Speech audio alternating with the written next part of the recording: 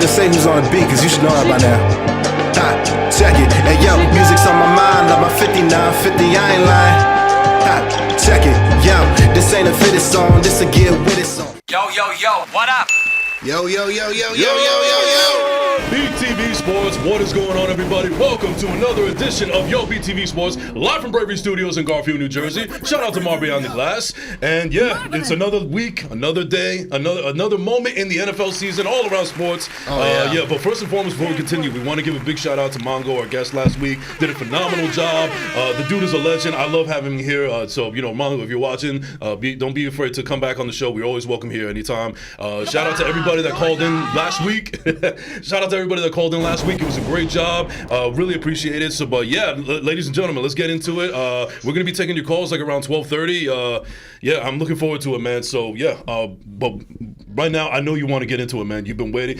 How do you do this? How do you do it again? I've been waiting all day for Sunday. Nah, I just still the meme. Yeah, so, but you got to get some ish off your chest, with all the naysayers, all the clowns out there. Yeah. And you have been saying it since the beginning of the season, and you continue to be proven right. You keep receipts. You said it all along. You're putting out the positive energy out there. So go ahead. The floor is yours. Take it away, my man. Can I get some Roman Reigns first? Can I get some Roman Reigns? Why would you play games with me? Again, keep them coming. Why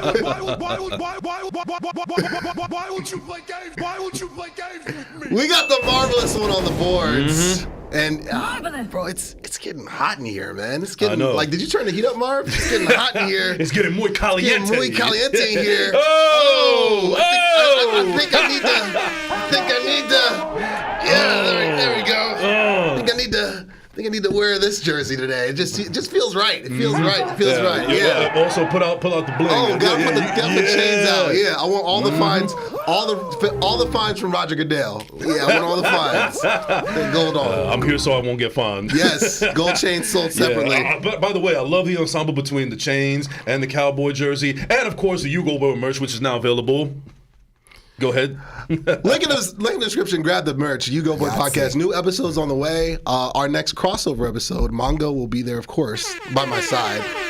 And can I get the band is back together? Can I get the band is back together? Band is back together. So me and Mongo will be together with this guy. You'll definitely be on as a guest for sure. Hopefully we can get Dez or we can get whoever. Dez got some splaining to do. Man. He does. He's got to come to the red table talk. Yeah.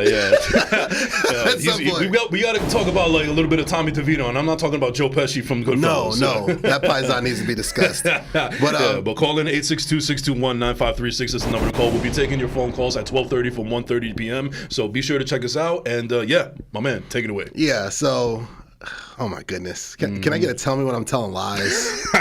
Tell me when I'm telling lies. Another one, please, because Phil's back. Tell me when I'm telling lies. Punk is back in the WWE sidebar, and it's time, man. So we're gonna kick things off. We typically wait, but we're gonna kick things off with Keep That Same Energy. This episode of Keep That Same Energy is brought to you by Knights, season 3. I was at the premiere with this lovely, handsome menace over here. It's also brought to you by the Ugo Boy Podcast, streaming on all digital platforms, wherever you get your podcasts. And I don't know if we could do this, but I'm just going to do it anyway. This is also brought to you by The Out, a film written and directed by Chris Abalos, co-starring this gentleman right here. Hey. Love you, Chris. And of course, brought to you by Bravery Studios. Marvelous and lovely Garfield, New Jersey. Marv on the boards. So I said what I said in weeks past that reigned Dakota Prescott, first of his name.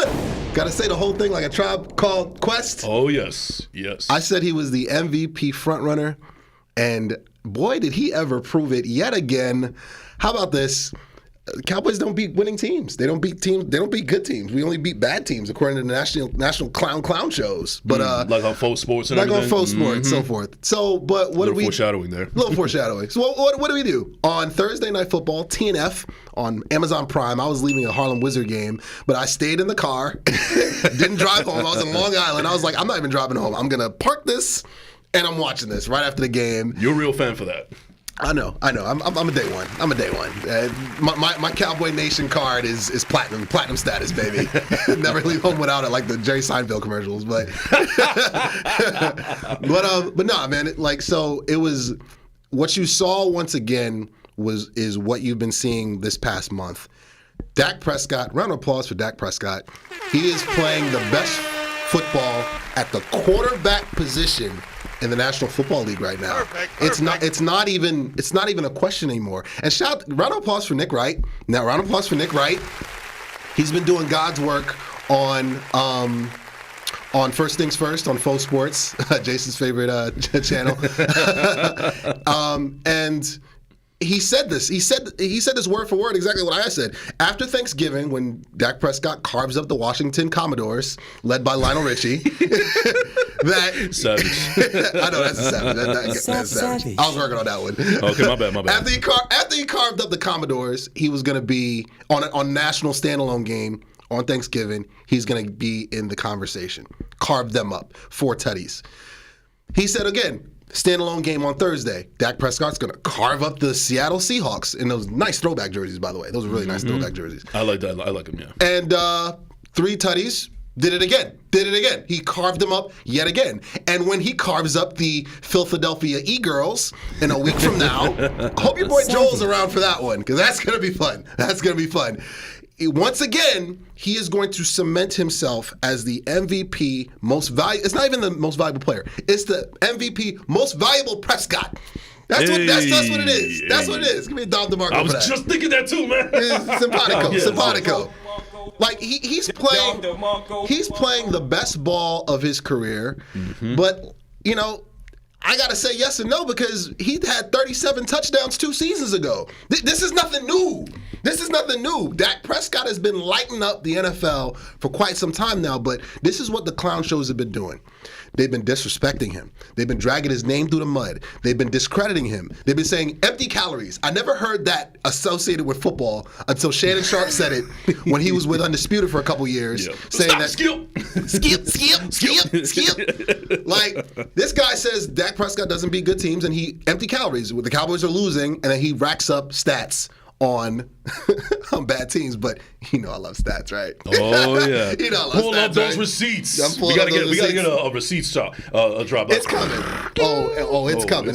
It's coming. It's absolutely coming. So I was saving a couple of these just for this moment. So the Dallas scoreboard. Let's talk about the Cowboys. The Dallas Cowboys have scored 205 points in their last 5 home games so far this season.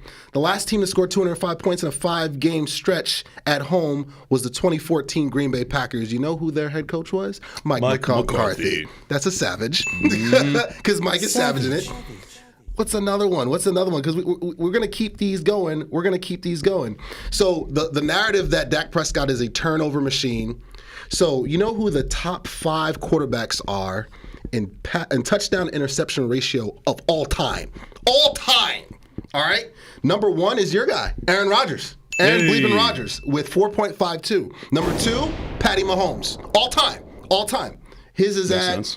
3.67. Number 3, Dangerous. Let's ride. 3.21. Number 4, the GOAT, Tom Brady. 3.06. Do you know who number 5 all-time is? Jason and Ugo. Just take a wild guess. Who number 5 is? Let me see. Who could that be? Could that be Rain Dakota Prescott? First of his name! Oh, Marv's on it. Why would you play games with me? Why would you play games with me? This narrative that he's a turnover machine is a lie. It's a lie. It's not true. Number 5 all time. There's a lot of quarterbacks that play in the National Football League. I don't have the number offhand. But if you're the 5th all-time to ever do it, you're not a turnover machine. So last year, when we had our number 2 receiver was Noah Brown, separation was an issue. We had to get T.Y. Hilton off this couch. Like, the guy was like playing catch with his kids. He had to come in and be our number 2 receiver because our receiving core took a step back with just CeeDee Lamb. And, we had that guy. What's his name? Kellen Moore was calling plays. Keep it coming. Love me, hate me, you all do it because you know I'm right. Shout out to Punk! I told you this last year. Kellen Moore was not the answer. You don't have the answer, Sway. And as soon as Mike McCarthy realized, you know what? I've got playmakers. I'm going to use them. Again, Jake Ferguson was on the roster last year. Tell me when I'm telling lies. Tell me when I'm telling lies. Jake Ferguson was on the roster last year. So, but I saw it online and I tagged you in it. Yes. He's got the nickname now. Baby Kelsey has arrived. Oh, yes. Baby yes. Kelsey has arrived. Jake Ferguson is a top 5 tight end. And Kellen Moore couldn't find plays for him. Nope. He couldn't find a way to scheme him. And Kellen Moore now is on the Rams. We suck. Exactly. Exactly. Kellen Less he's over there with the Chargers, lighting it up to Oh, excuse me, the Chargers. Yeah, I'm sorry. Los Angeles, it's all good. Yeah. He's lighting it up, and they're headed to miss the playoffs because he just calls plays. I'm gonna take Michael Lombardi's words. He's just calling plays. He's calling plays. He downloads it from Madden, and that's all he does. He's playing Madden in his basement. Joystick. With the Cheeto dust on his fingers. Exactly. Using his mom's Wi-Fi. Golly. Why would you play games with me? Yeah, why would you play games with me? I said this. Mike McCarthy was going to elevate Dak Prescott's game. And what you've seen is just a glimpse because we have about another 2 months of ball left. Another 6 games, rather. He is playing the best ball of his career. He's lighting the league up. And, they like comparisons. Like, we mentioned about this last week with Jalen Hurts. Yes. And I kept receipts. I kept receipts. By the way, shout out to Joel from Meta. Everybody's favorite Eagle fan. Yes. Let's pull these up. 862-621-9536 is the number to call. And shout out to Deji in the check-in. He says he's been carving up the NFL during the playoff losses. Wow. Hashtag respect Prescott. Don't worry. I got something. Can we get a tell me when I'm telling lies about the Giants real quick? Tell me when I'm telling lies. You're on your 5th rebuild. Shut up, Deji. Go eat a chicken cutlet. Exactly. So, in his last 11 games, Jalen Hurts has 18 touchdowns, 10 interceptions. In his last 6 games, Dak Prescott has 20 touchdowns and 2 interceptions. Why would you play games with him? He's the best quarterback in the NFL right now. He's outplaying Jalen Hurts. He's outplaying Patrick Mahomes. He's outplaying Brock Purdy. He's outplaying Lamar Jackson. He's the best quarterback in the NFL right now. I said what I said. Give me a diamonds are forever. Diamonds are forever. And if you don't like it, Whether you like it or don't like it, learn to love it because it is the best thing going today. You know what's funny, man? I gotta say that I'm not a wrestling fan per se, but because of the drops and because of you're talking your ish, I actually know these drops by heart now. Like I know what a Ric Flair is, I know what a CM Punk is, the whole 9. Tell me when I'm telling lies. Yeah. You won't lie when you and boo me because you know I'm right. One more time. You know I'm right. Boo me. Whatever. Boo me, cheer me, love me, hate me. You all do it because you know I'm right. Shout out, Phil. Love you. Gotta get you on the show. Oh man, but no, he's playing off the charts right now, and he's not in the discussion anymore. He's a front runner right now, and we'll see. Yeah. We'll see what happens with. We'll preview it. A potential playoff meeting between the 49ers and the Eagles. We'll talk about it. Yes. Purdy and Hurts, they're about to get busy tomorrow. Can't wait for that game. Get a Bart Scott for that. Cannot wait for that. But a week from now, just projecting a week from now, it'll be Dak and Jalen. Part 3, because this is the 3rd time they're going to lock up. But the 2nd time this year, they're going to lock up, and the NFC East is going to be up for grabs. I'm going to put that out there, and the MVP very well might be up for grabs. Because, but a quick, I forgot this stat too. This season, you know who has 14 turnovers at the quarterback position? It's not Dak Prescott. No, it's not. And it's not, believe it or not, it's not Josh Allen. It's Jalen Hurts.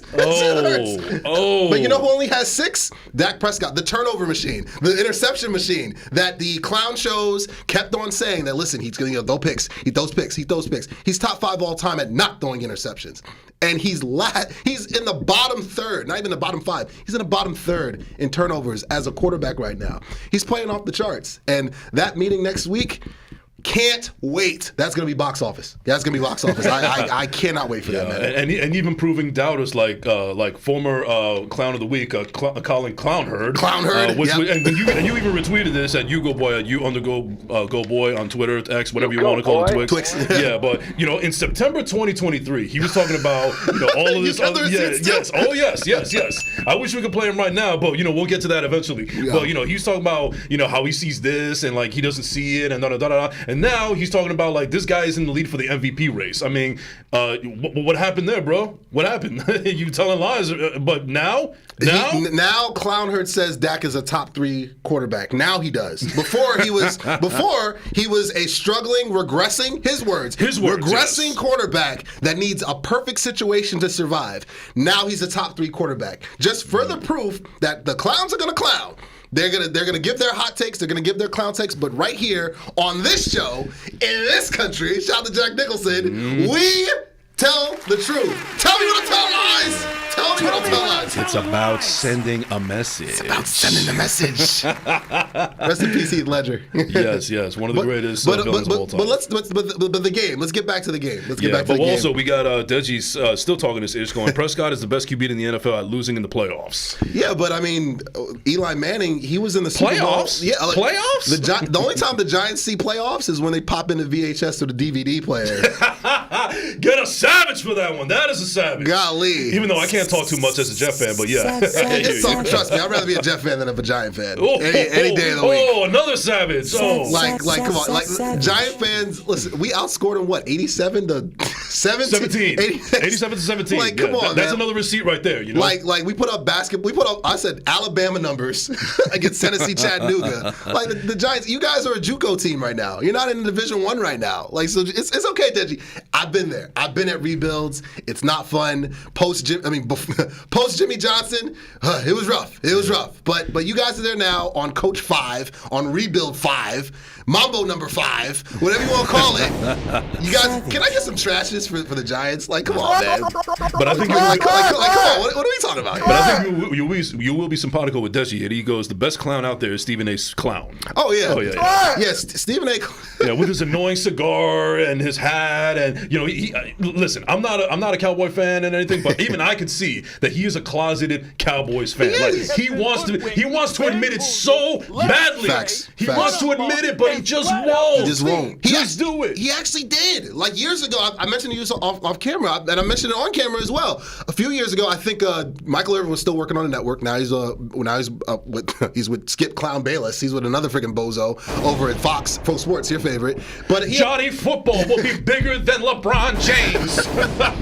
His words. Yes. Oh my God. No, he admitted. He said he rooted for the Cowboys in the '90s. Yeah, with Emmett and the boys, and you and Jimmy Johnson and Troy. I was all about it. So you admitted you're a Cowboy fan. Yeah, that's a great impression, by the way. I like that one. I have the man's vocals on my laptop. I worked on it. Like, if anybody knows how he sounds on camera, off camera, it's me who freaking edited like Jimmy Johnson and them boys. Like, come on, and of course, man. Desi has to go win a championship and then talk. I mean, that's almost like the Spider-Man meme, talking to each other. When was the last time the Giants won the Super Bowl? I mean, I understand it was more recent, but bro, I was a completely different person back then. Like the person I was when the Giants won the Super Bowl, you would have thought I was deplorable. You would have got away from me. Like, get this clown away from me. I would have been a clown of the month consistently with you. But I'm completely different. So that was so long ago. That was so many Victor Cruz ACL operations long ago. Just stop it. Yeah. Savage. Listen, but respect to Victor Cruz because he's a Patterson native and everything. But I still have PTSD from that 99 touchdown yard game. We still haven't been able to recover from that. But you know what? That's neither here nor there. Let's continue on Rain Dakota Prescott. Rain Dakota. So rebuilds aside, like, we're not talking about the little Giants anymore with Ed O'Neill. And help us, God. Little Giants aside, the Thursday Icebox is not coming back anytime soon. I'm sorry, keep going. Icebox would be a better quarterback than freaking Tommy Paisan over there. You know what I'm saying? Tommy Cannolis. Holy walnuts. Yeah. But the Thursday night game was a hell of a game. It was a hell of a game. Round of applause for DK Metcalf. Yes. He balled out. He's been a top 10, borderline top 5 receiver for quite some time. He doesn't even look like a wide receiver. He looks like a wrestler. Like that is a grown man out there. And shout out, that's a UFC fighter right there. Facts. Freaking Marvel Avenger out there. Like kind of like an action figure. Big facts. And round of applause for Geno Smith. Geno Smith balled out too. Yeah. And this is the type of game I was waiting for. I was waiting for a game where Dak Prescott had to match blow for blow with the other quarterback, and it happened already. I've seen it. I saw it before, obviously in Philadelphia. Philly pulled it out late, but to see it at home, standalone game, whole world's watching, whole country's watching, whole world watching. It's a Cowboy game, and America's team, baby. Geno matched pound for pound, throw for throw for Dak, and the two quarterbacks didn't blink. They didn't. They put up a show. And really, anybody who's talking about the Cowboy defense falling off, this was their third game in 12 days. Like, come on, like, I'm not making excuses. I'm just giving facts. That's what we do on this show. Like, if you're playing 3 games in 12 days as an NFL team, you're not going to look the same as if you were fresh, coming off of a bye or coming off of a full week's worth of rest. So I expected for this to be a high-scoring game. I really did. I knew this wasn't going to be and plus, Seattle is fighting for their playoff lives. They're fighting for their life right now. Like freaking Robert Kelly. They needed to win this game. They needed it, yeah. Especially after getting the doors blown off them on Thanksgiving by the San Francisco Avengers. But they came to play, they came to party, and key situations, critical drives. You need a critical stop from your defense. DeMarcus Lawrence, you got that. Yeah. You need a critical turnover from Deron Bland, who got barbecued that night. They went after Bland all night, and he did show late that he was still the MVP of the defense because he picked off Geno and locked up the receivers when he needed to in the fourth quarter. But I'm going to keep going back to this. Dakota Prescott, first of his name. You needed a key drive from him. You needed a key drive from him late in the game, and he gave you that. He delivered. He came through. And so shout out to, and how can I forget? Round of applause for Sedarian Lamb. CDYAC. Gotta say the whole thing like a Tribe Called Quest. Yeah. 862-621-9536. And you know what? I actually, not to cut you off, but I feel like, we opened up with the phone lines at 12:30, but I think we need to get Deji on the line right now because he's talking a lot of ish right now in the check-in. He's talking DK made Bland his child. The NFL East will come down to the Cowboys Eagles. Yeah, I agree with that. But yeah, no, if you want to come on, Deji, talk your ish. Talk on right now. 862-621-9536. Yeah, if you want to talk about the Giants rebuild, you want to talk about their top 5 pick, that they're screwing up. They're winning games. How Tommy DeVito's mom makes her famous manicotti. You want to talk all about it? Let's do it. You can do that. So you can definitely call in, Deji, no problem. But no, it was a great game. CeeDee Lamb was amazing. He was incredible. He cemented himself. Forget top 5. He's a top 3 wide receiver, and he's not 3. I'm just gonna say it like that. He has been. He is not. You cannot cover him one-on-one right now, and he can give it to you however you want it. You want a slant. You want to out. You want a go ball. You want a double move. You want a post. You want a post corner. He's a Swiss Army knife. However you want. You want him in the backfield, running the ball as well. He is a complete wide receiver right now.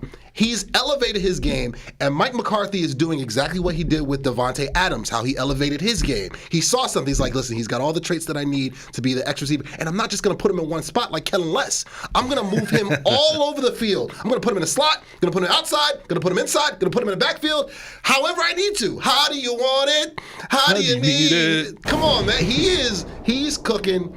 And again, really, this offense goes through Sedarian Lamb and Baby Kelsey. It goes through those two, and the other weapons, Brandon Cooks is coming along, Schoonmaker, Jalen Tolbert, Michael Gallup from time to time. Like he's on a milk carton, but he shows up from time to time. Gilmore is actually not scrub either. Exactly. And again, I love the fact that Dak has taken his game to that next level. These next few games, I'm still going to stand by what I said before, bro. Right now, I still look at this as a playoff team. I'm not going to throw that S word. I'm not going to throw it out yet until I see us play. There's 2 more tests. There's 2 more tests. Okay. This is a 3-part final midterm. Or late midterm before we get to the finals. The finals are in the freaking tournament. Well, I'm here to tell you right now, and you could pie me in the face like I did myself last week and everything. But you're not going to throw it out. I understand your trepidation right now, but I'm going to go ahead and say it right now, man. I really truly believe that the Cowboys could make it to the Super Bowl this year. I really do. DeMarco. I think Down DeMarco. I really truly believe that. Yes, I really truly believe that at the NFC Championship game, it's going to come off down to the NFC East Championship game. I think it's going to come down to the Philadelphia Philadelphia Eagles and the Dallas Cowboys. As much as I love San Francisco, I just don't think that they have what they have is sustainable with Brock Purdy, and I think that they're going to run out of gas sooner than later. I just have that gut feeling. I'm pretty good with my gut as far as like the NFL season goes. Too bad I just can't manifest it into Jets wins, unfortunately. But yeah, I'm going to say it right now, man. I'm going to say it right now that I do have a good feeling that it's going to be a 50-50 shot that the Cowboys will make it to the Super Bowl this year, but I could almost put money down. I might as well put money down that we're going to see an NFC East championship between the Philadelphia Eagles and the Dallas Cowboys in Jerry's world, by the way. Oh man, down the marker right there. That's something right there. Like Mongo called this. He said it was going to be a trilogy, like Rocky. He said it would be a trilogy. He said it'd be Cowboys Eagles Part 3. We're gonna get Part 2 next week. Right. Well, your favorite Avengers fans, said best QB and best wide receiver, no Super Bowl. And we also got a call in. Let's go to Deji in South Jersey. You guys. Yeah. My brother. Niger. Got some jollof? Yeah. Where's the jollof, man? You know what? I have to give Dak his kudos though, his flowers. I mean, he's doing this thing. But hey, you know what I always say? Win the championship first before you talk. Yeah, he's got to. I mean, as much. Oh, you gonna bring up Eli? You gonna bring up Eli, man? Come on, man! Don't do that. Everyone can say Eli was trash, but he's got 2 rings, right? Oh my God! So does Trent Dilfer. Exactly. So does Brad Johnson. Jeff Hostetler's got a ring too. How about that? Phil Simms has got a ring. He's got a couple of rings. Come on, bro. Come on. Anthony Wright has a ring. Travaris Jackson's got. Come on, bro. Like we can keep going. Like I got a before you throw your question out, Deji, real quick. My question to you is, where are the Giants? You guys are messing up. You guys are not listening to me. Like when you don't listen to me, bad things happen. Listen to me, bro. Savage. Listen to me. All right. Savage. Lose these games and get the best pick possible because your owner still wants Daniel Jones to be the starting quarterback. You know that, right? We talked about this. Mm-hmm. We talked about this. That's a problem. Like, what are you guys doing right now? You have no business winning football games now. What are you doing right now? That's my number one question. What are the Giants doing right now? Hey, tell that to Dayball, man. I really don't know. I don't know. Yeah, Deji, I mean, staying on on the Giants for a second. One of the things that, and I know a lot about toxic locker rooms because I've been a Jet fan for all of my life, unfortunately. So I know what toxic locker rooms feel like. But that seems to be a theme that's going on right now, especially with the news that Brian Daboll and Wink Martindale are at odds right now. And I don't think Martindale's going to be back after the season is over because the defense hasn't been putting up numbers, or they haven't been able to stop anything. They're basically a sieve, and thank God you guys got Thibodeau because he's actually a glimmer of hope for you guys right now, and also Dexter Lawrence. But what's your take on what's going on with this news that Daboll and Martindale are at odds right now, and it's actually creating a little bit of a toxic locker room in that culture? I mean, but I expected that. I mean, this was expected. Like, there's 2 grown men. I mean, and I don't know if you paid attention to last season and paid attention to what happened last season and everything.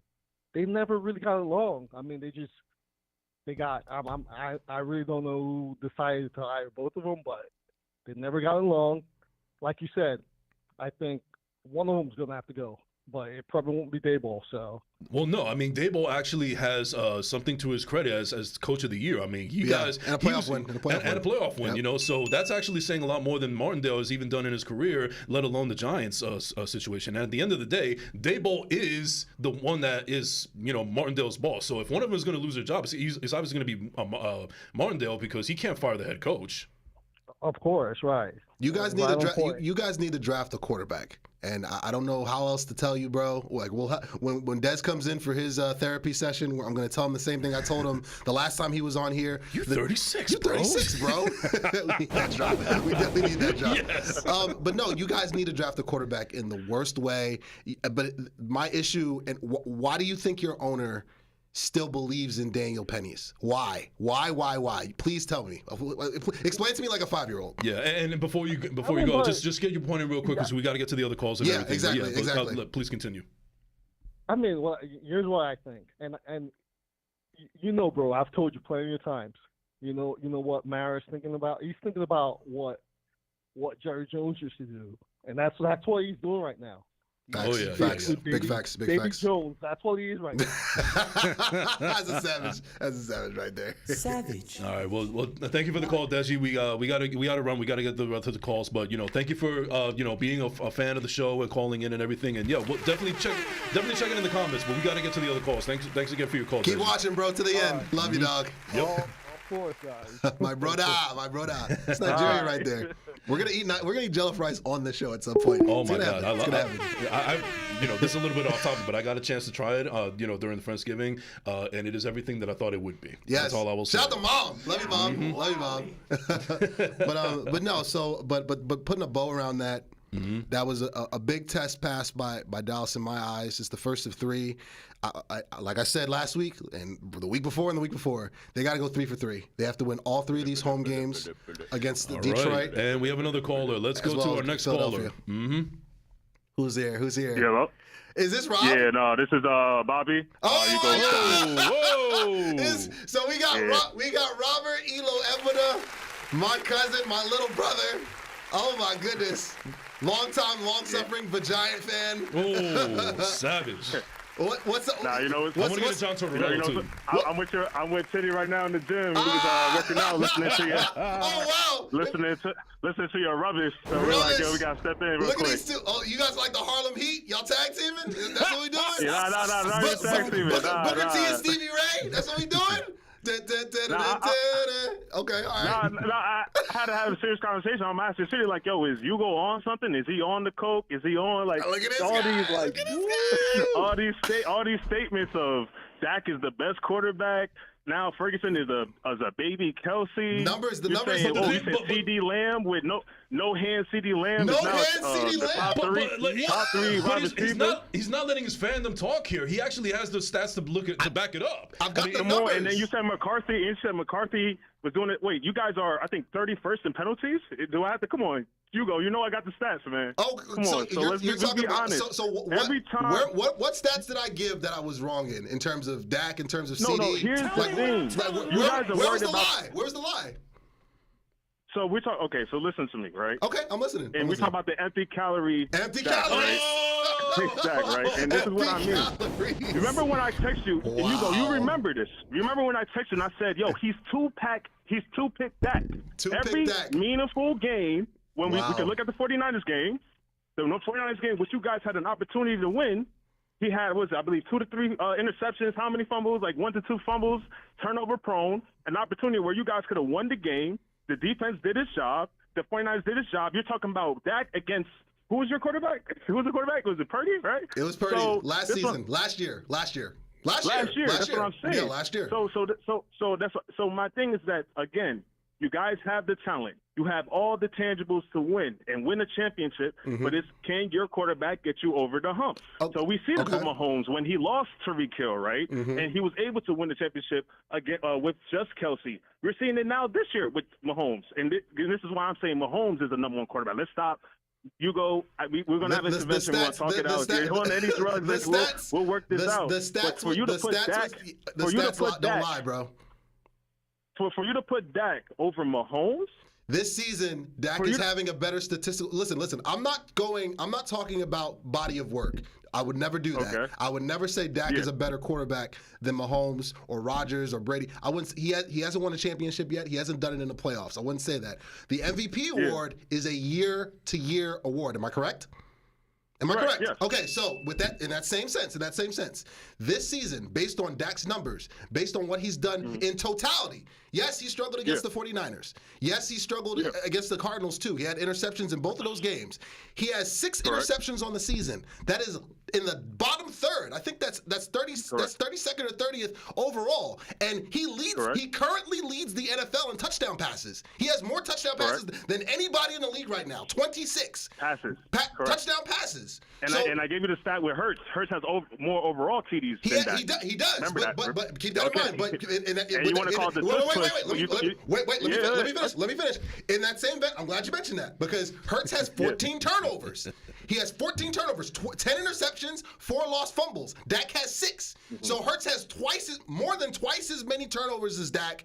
And head-to-head, when they played, head-to-head, the Eagles pulled it out. They won by 5. Dak outplayed him. Dak had almost 400 yards passing, 3 touchdowns. So it's a season-to-season award. I'm standing on this. I'm not saying Dak is a better quarterback than Patrick Mahomes in terms of body of work or in terms of Jalen Hurts, because Jalen Hurts has been to a Super Bowl. I'm saying this season, 2023 to 2024, Dak has outplayed everybody, including Lamar, including Hurts, including Brock, including Mahomes. He's outplayed everyone at the quarterback position up to this point. Now, we got about 6 games left. We'll see if it continues. But at this point right now, statistically, he's the best quarterback right now. You can't tell me when I'm telling lies. You can't deny that. No. No, and I was even telling you, I don't mind Dak getting the MVP. That's meaningless. We're talking about a Cowboys team that hasn't won a championship in 26, 27 years. Okay. You know what I'm saying? How many years? So we're talking about. Are you happy about? How many years has it been How many years has it been since the 49ers have won a Super Bowl? Because I know I know my brother's there. I know my brother's there. How many years has it been since they've won a Super Bowl? No. Let's focus on Cowboys right now. Let's focus on Cowboys because I know you got other callers. And popcorn because this is a movie right now. Real quick, before you get off, because we got to keep the show going. Yeah. Are we going to talk about the Giants rebuild? You guys are on rebuild number 5. Talk about your rebuild. Talk about your rebuild real quick. The issue is that we have a racist owner, right? So he doesn't like to my God. No, that's it. Quarterbacks. Thank you for the call. Thank you for the call. So unfortunately, the only black QB we had was Geno Smith, which you all played against this past Thursday. Tyrod Taylor, too. If we had Caleb Williams, Tyrod Taylor. and Sanders right there for the picking, he would gloss over and pick, his homeboy Daniel Jones. So, that's that. But all in all, man, it's right now. Homeboy and Daniel Jones, that's an oxymoron right there.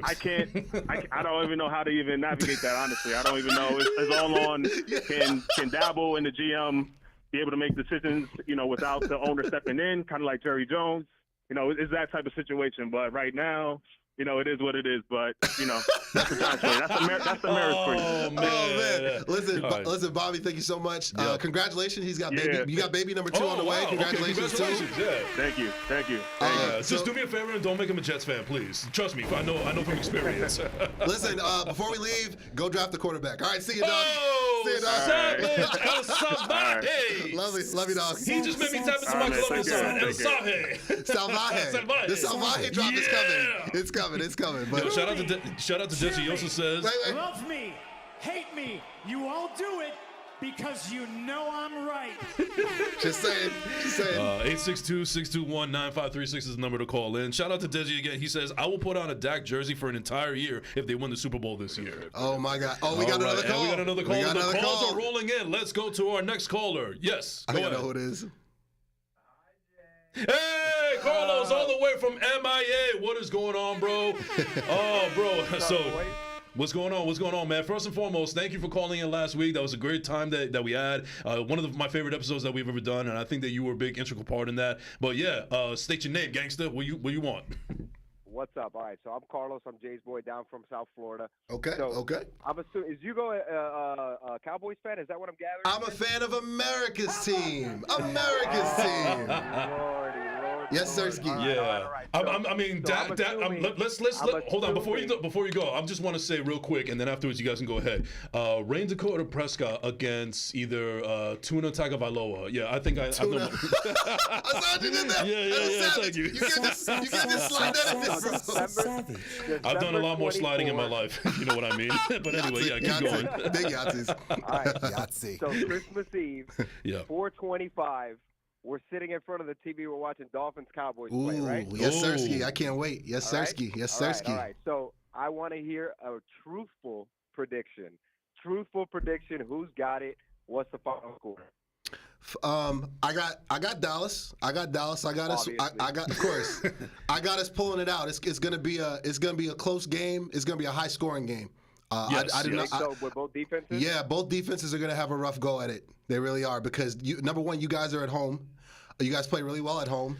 Yeah. I think that Bland will struggle a little bit down there. He's going to struggle. I don't think, as great as he's been this year, that speed with the Miami Dolphins is otherworldly. It's going to be he also just got cooked this past week. It did. And a big reason why, like I said, was we played 3 games in 12 days. You know what I mean? And it really caught up to us. So we're going to run into the same problems that Philly ran into early on against Philly. I mean, against you guys until they started to get home and get to Tua. If we don't get to Tua, it's going to be a long day. Tuna. If we don't get the Tua, I'm not going to be disrespectful. If we don't get the Tua, he's going to light us up like a freaking Christmas tree. Your offensive line is suspect, and your defense, when your defense isn't cooking, your defense is suspect too. So I think it'll be a high scoring. The past 8 weeks that they haven't cooked, you know. The first time they played Buffalo, it didn't look good, bro. It didn't look good. That was lipstick on a pig right there. 9 weeks, you know. And Philly, you guys didn't cook against Philly either. Y'all were cooking Lunchables. Well, Philly's the number 1 team in the game, and outside of a pass interference call, that's an actual. Oh, come on, man. We don't blame refs on here. We don't do that too. We don't. I'm sorry, we don't do that. That's when you know it's serious when the Nigerian accent comes out. We don't. That drop's coming too. That's from Black Panther. No. Hey, who you got? You got Dolphins or you got Cowboys? That's interesting because they're both states that I think are deplorable, but that's neither here nor there. No. In all seriousness, and this is from a completely objective opinion right now. My fandom's not even talking here. I think it's going to be a high-scoring game. I think it's perfect for Christmas Eve. It couldn't have been scheduled even better. Perfect. I think it's good. Yeah, I love the fact that it's in Florida, in Miami, at Hard Rock Stadium. The crowd is going to be electric, and you know there are going to be a ton of Dolphin fans out there, obviously, because it's in Miami. But Cowboy fans travel well, so it's going to be half and half over there. That building is going to be electric. Yeah, I'll be at the game. Oh, there you go. Yes, spicy. I like it. Yeah, but at the end of the day, at the end of the day, I think that I think it's going to be a high-scoring game. I don't think either defenses are going to be all that special, especially with high-flying these offenses have been. But at the end of the day, I think it's going to come down to the wire.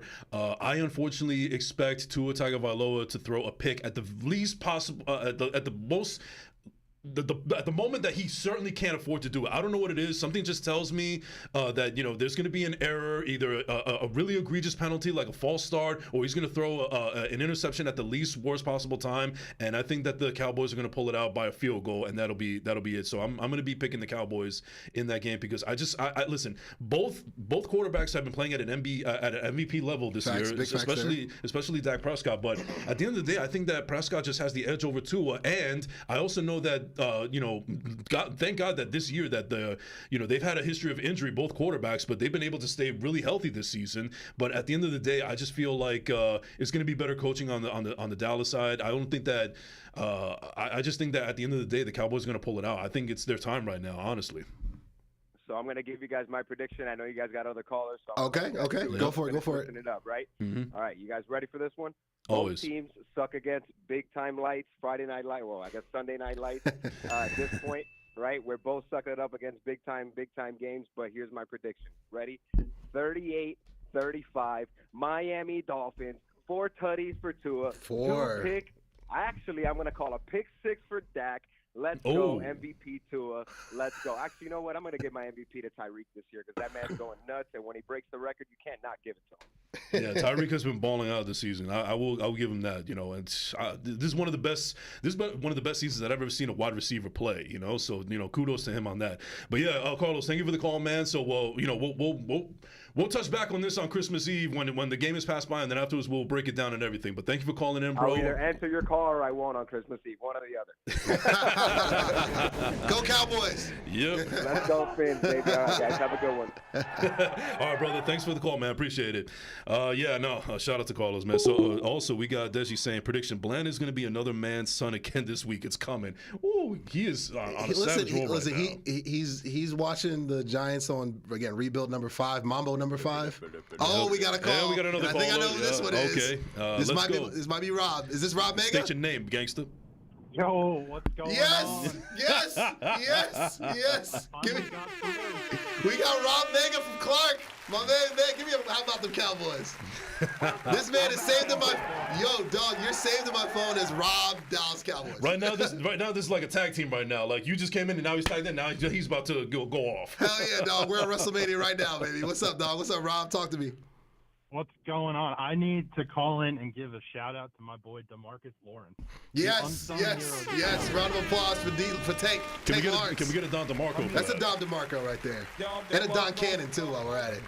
And while we're at it, why not get a Don Lemon in there? Don Lemon. Let me tell you, that fourth and 1 or 2 stop, that was great. You know, great awareness on his part, lining up wide, getting inside. But I need to talk about the last play for the Seahawks on offense. You know, everybody obviously leaving Micah unblocked was stupid. But you watch the film. DeMarcus Lawrence crashes on the tackle inside and locks the running back in the backfield. Facts. He can't get out. And Facts. Can't get the pass off. He completes that pass. You look at the bottom of the screen. There's no corner, no safety, no linebacker in sight. He's going for 30 at least. So DeMarcus Lawrence, my man. Yes. Round of applause one more time for DeMarcus Lawrence. Rob, fire away the questions, man. What question do you got for us while we have you? Real quick, any questions? Cowboy related or anything? I just wanted to give a shout out, but I gotta get my question is. Let me get your best. Here we go. Oh, okay. I'm wearing the jersey. This is for Bob Vega, and this is for Dak Prescott, of course. Here we go. 180 set. Shout out to Dak. I love it. Rob, thank you so much for calling. We love you. Keep the line open. We need those views. And like the video, subscribe. Yes, and I'll be at your crib for Cowboys Eagles. You have my word, dog. I'll be there. Yeah. All right. Yes, sir. Thanks, man. Thank you very much. 862-621-9536 is the number to call in. The phone lines are open right now. Yes. Talk anything that you want to ask. You know, Cowboys, Jets, Knicks, anything. You know, you want to talk Miami Dolphins? We're all here, baby. Like Yo BTV Sports, we do it all. We do it all here. We do. Let's keep it going. We gotta preview this heavyweight fight. Oh yes. It's fight night. Yeah, basically this is DC versus Marvel. Right here. Big facts. Big facts. No. Yeah. So I'm here for it. Yeah. So Philly against San Fran. Yep. This is listen. This is a game that I certainly don't have a dog in the fight in it, but I'm looking forward to this one. This is like when Ridley Scott drops a new film out. You know, shout out to Napoleon. I saw it last night. It was fire. It was fire. Round of applause for Ridley Scott. Round of applause for Joaquin Phoenix. Yeah, facts. But I'm looking forward to this. Yeah, but yeah, no, this is interesting. Now, I honestly think that Philly has a little bit over the edge right now because San Fran, even though they're a great team, they're well coached, and they have a stout defense, and they got some playmakers like Deebo Samuel and everything. I just think that Jalen Hurts is obviously a better quarterback than Brock Purdy because at least Jalen Hurts can make plays, and he's not known as a system quarterback. I think that Brock Purdy is in the perfect situation where he is able to fit into the system of Kyle Shanahan, and that's why he's been able to thrive. But you put him in another situation, I think he's going to be like a Tim Boyle, honestly. Yeah, I mean, the difference between the two quarterbacks, before I get to the preview, Brock Purdy is a system quarterback. Jalen Hurts is the system. Yes. That's a Don DeMarco right That's now. That's kind of fire right there. This is how you know we're simpatico, when I already know what drops are needed before you say it. Big facts there. And can I get to tell me when I'm telling lies? Tell me when I'm telling lies. Listen, the San Francisco Avengers, they got 10 days of rest. When all the Avengers are assembled, they have not lost. When Trent Williams, when George Kittle, when Brandon Ayuk, when Christian McCaffrey, when Debo, when they're all there, gang's all here, they don't lose. Yeah. By the way, if Tyreek wasn't having such a phenomenal season, I think that Christian McCaffrey might be up there for MVP. He's going to get some votes. He's definitely going to get some votes. And anyone who's saying that, to think that he hasn't elevated his game, he was doing this in Carolina. It's just that Carolina was terrible. He was easily the best player on that team. Easily. And now you got rid of him, and now look where Carolina is. But that's neither here nor there. We can get to that later. But let's focus right now on this monumental event before the Super Bowl. For sure. I mean, and again, we're talking about 10 days of rest for San Francisco. They have not played since Thanksgiving. Right. And on Thanksgiving, that was a tour de force. That was a statement. They put it on, and this is Seattle in Seattle. And Seattle's still, it's not like back in the day Legion of Boom, but they're still tough to beat up there. Yeah, it wasn't even close. Well, they're not a world beater, but they're not going to make it easy for you. They're not. No. They're good at home. They're good at home. They're a really difficult team. That 12 man is a big difference. It's real. It's real. I've seen some teams go up there and they've had some problems over the years, even with Geno at quarterback. So, but they came up there and they systematically took Seattle apart. When they're rolling all cylinders, they are the best team in football. When they're all healthy and they're playing at their optimum peak performance, correct, they're the best team in football. I can say that unequivocally. So what I'm going to be looking for, like, I think Nick Wright, one more round of applause for Nick Wright. My brother hates him. On the show. We got to. My brother hates him with a passion because so he's Nick Wrong to your brother. Pretty much, yeah. He's the wrestling heel to my brother. My brother can't stand him because he's not a Purdy fan. He's like, Nick Wright feels the same way about Purdy. Me and Mongo and you feel about Purdy. It's like, yeah, he's lighting it up, but he's a system quarterback. He's not the system like Hurts is. If this game. If Philly jumps on San Francisco, which I don't think is going to happen, but it could. Football, any given Sunday, great movie. Like, if Philly jumps on them, and it's a situation where San Francisco has to come back, Purdy is not good in that role. He's just not. You know what I mean? We saw it against Minnesota. We saw it against Cincinnati. We kind of saw it in Cleveland, but he did lead a game-winning drive. Their kicker just missed a kick at the end. But particularly at home against Cincinnati, when Burrow kicked his feet up and just did whatever he wanted to against that defense. Right. And in Minnesota, where Kirk Cousins threw for a party on that defense. In that situation, when you get pressure on Purdy and he has to play from behind, he looks like Mr. Irrelevant in that situation. He does. But if they are humming and they come out with the same force that they came out with against Seattle, it's going to be a long day for Philly. Now, if it's a tight game late and Philly needs a critical drive in the fourth quarter or late or whatnot, give me Philly because they know how to win those type of games. They know how to win games when they're not playing at their best. And on top of that, here's the big X factor. The Philadelphia Eagles are going to get the Philadelphia Eagle referees because the game is in Philadelphia. You know what I'm saying? Like, there's no. And I told my brother this. I begged my brother, dude, please beat them, please, because I want us to be playing for the NFC's championship next week. Well, your brother said, why do you have to come back to be good? So here's the thing. That according to Nick Wright, that's the metric necessary to be good or whatnot. The issue with Purdy is when they're playing from behind, he plays differently. And when the Avengers aren't fully assembled, he plays differently. He does. We have proof of this even from last year. When they're missing parts, he's not the same quarterback. He's not. Now, I'm not saying he's trash. I would not say that. I'm not saying he's bad. I'm not going to say that either. No, your record is what it is. He's lighting it up. Yeah. But he has proven from last year into this year when the system is running at optimum speed or whatnot, he's on point. When it's a well-oiled machine. When it's well-oiled. But when things go left, when he's pressured, he does not play well under pressure. See, like, Cleveland beat them up. And yes, he led a game-winning drive, but when he's got pressure in his face and the run game isn't at maximum speed or whatnot, he's not the same guy. He's not. So my thing is, if Philly, mind you, their strength is their pass rush. The 49ers, they don't have a good offensive line this year. They've got Trent Williams, who's the best offensive tackle in football, but as a unit, they're ranked like 26th. If they can't protect and block that front, they're going to have problems. But if they do block that front, Brock is going to throw for a party because every quarterback throws for a party on Philly. Sam Howell threw for 2 parties on him. Dak threw for a party on him. Kirk Cousins threw for a party on him. Mm-hmm. Matt Stafford threw for a party on him. Mm-hmm. Like, it's party in Philly. It's party city. And I'm talking about the costume place. If you could block that front, Marv loved that one. If you could block that front, you are going to light up that secondary. They have the 29th ranked secondary in football right now. So it's going to be contingent on the offensive line. I'm telling you. If they can't block that front, they're going to have problems. And what gives me hesitancy to pick, I'm going to pick San Fran when we get to the picks. I'm going to pick San Fran, but what gives me hesitancy is those refs. And I told my brother this. I told everybody who asked me about this game this week. In Philly, those refs are trash. They're trash. Like, watch that. Go watch that Buffalo game, bro.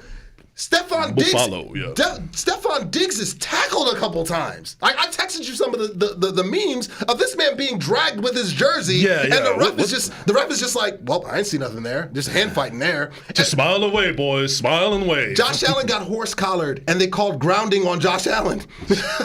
Never in my life have I seen anything like that.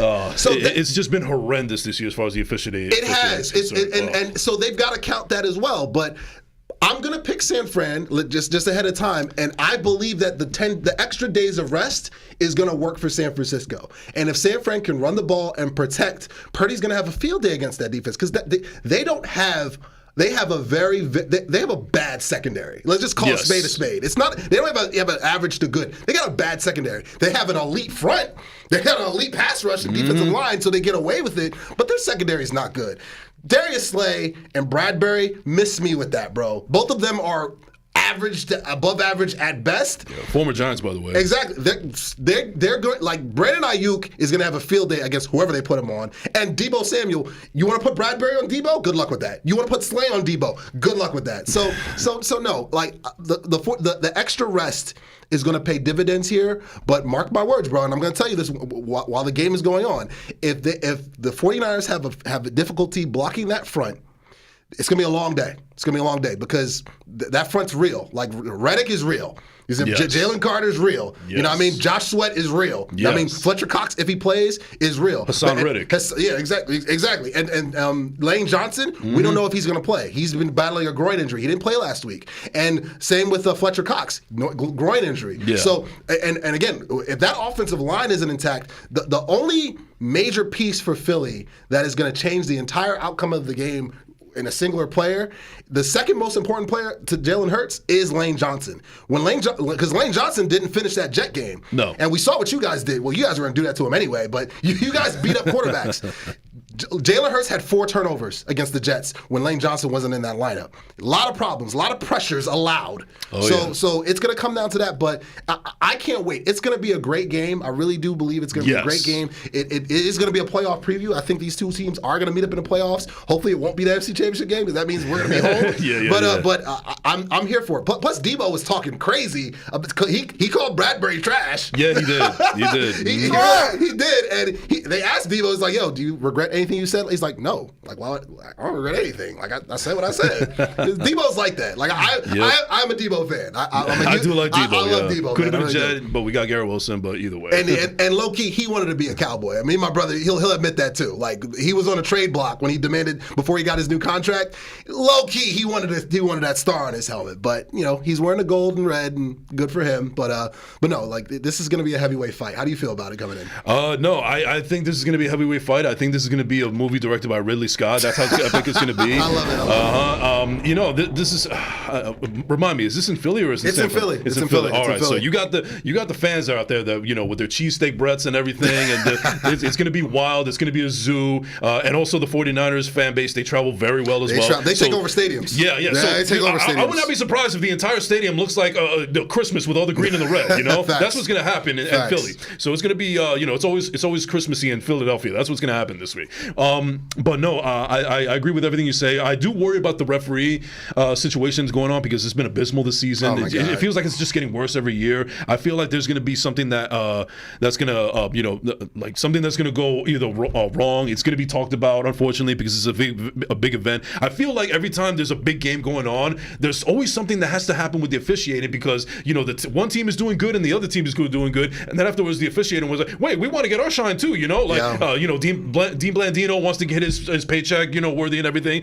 He's a future clown of the week as well. I can't stand him anyway. I can't either. Yeah, but anyway, but it also comes down to coaching it. You know how big I am on coaching. Big facts there. You got Nick Sirianni and you also got Kyle Shanahan. They're both very good at what they do. I think that Shanahan is an offensive genius, but you also have Nick Sirianni who also has that smug look on his face that he also adds that smugness to his play. Like he will do something, he'll figure something out to throw off the teams and everything like that. So there's going to be some kind of weird trick play. I think the tush push actually is going to be in effect in this game. Yeah, as it always is. But they have to push it. They have to promote it. They have to sell it, especially with this big event game going on this year.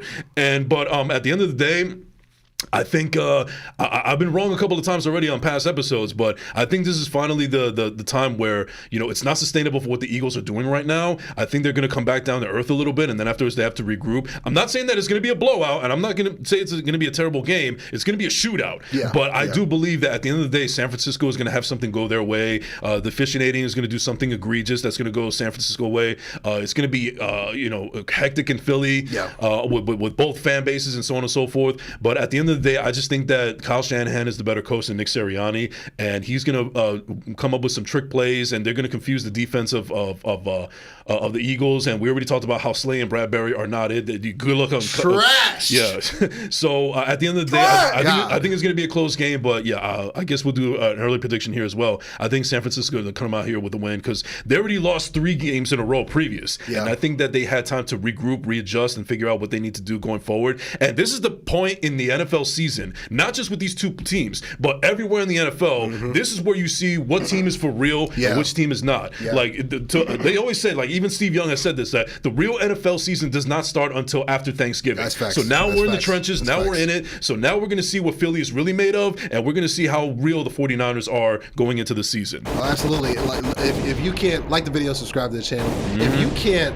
If you can't keep Philly out of 3rd and 1 or 4th and 1 or 3rd and 2 or 4th and 2, if you can't keep them out of that, which sets up the tush push, you can't beat this team.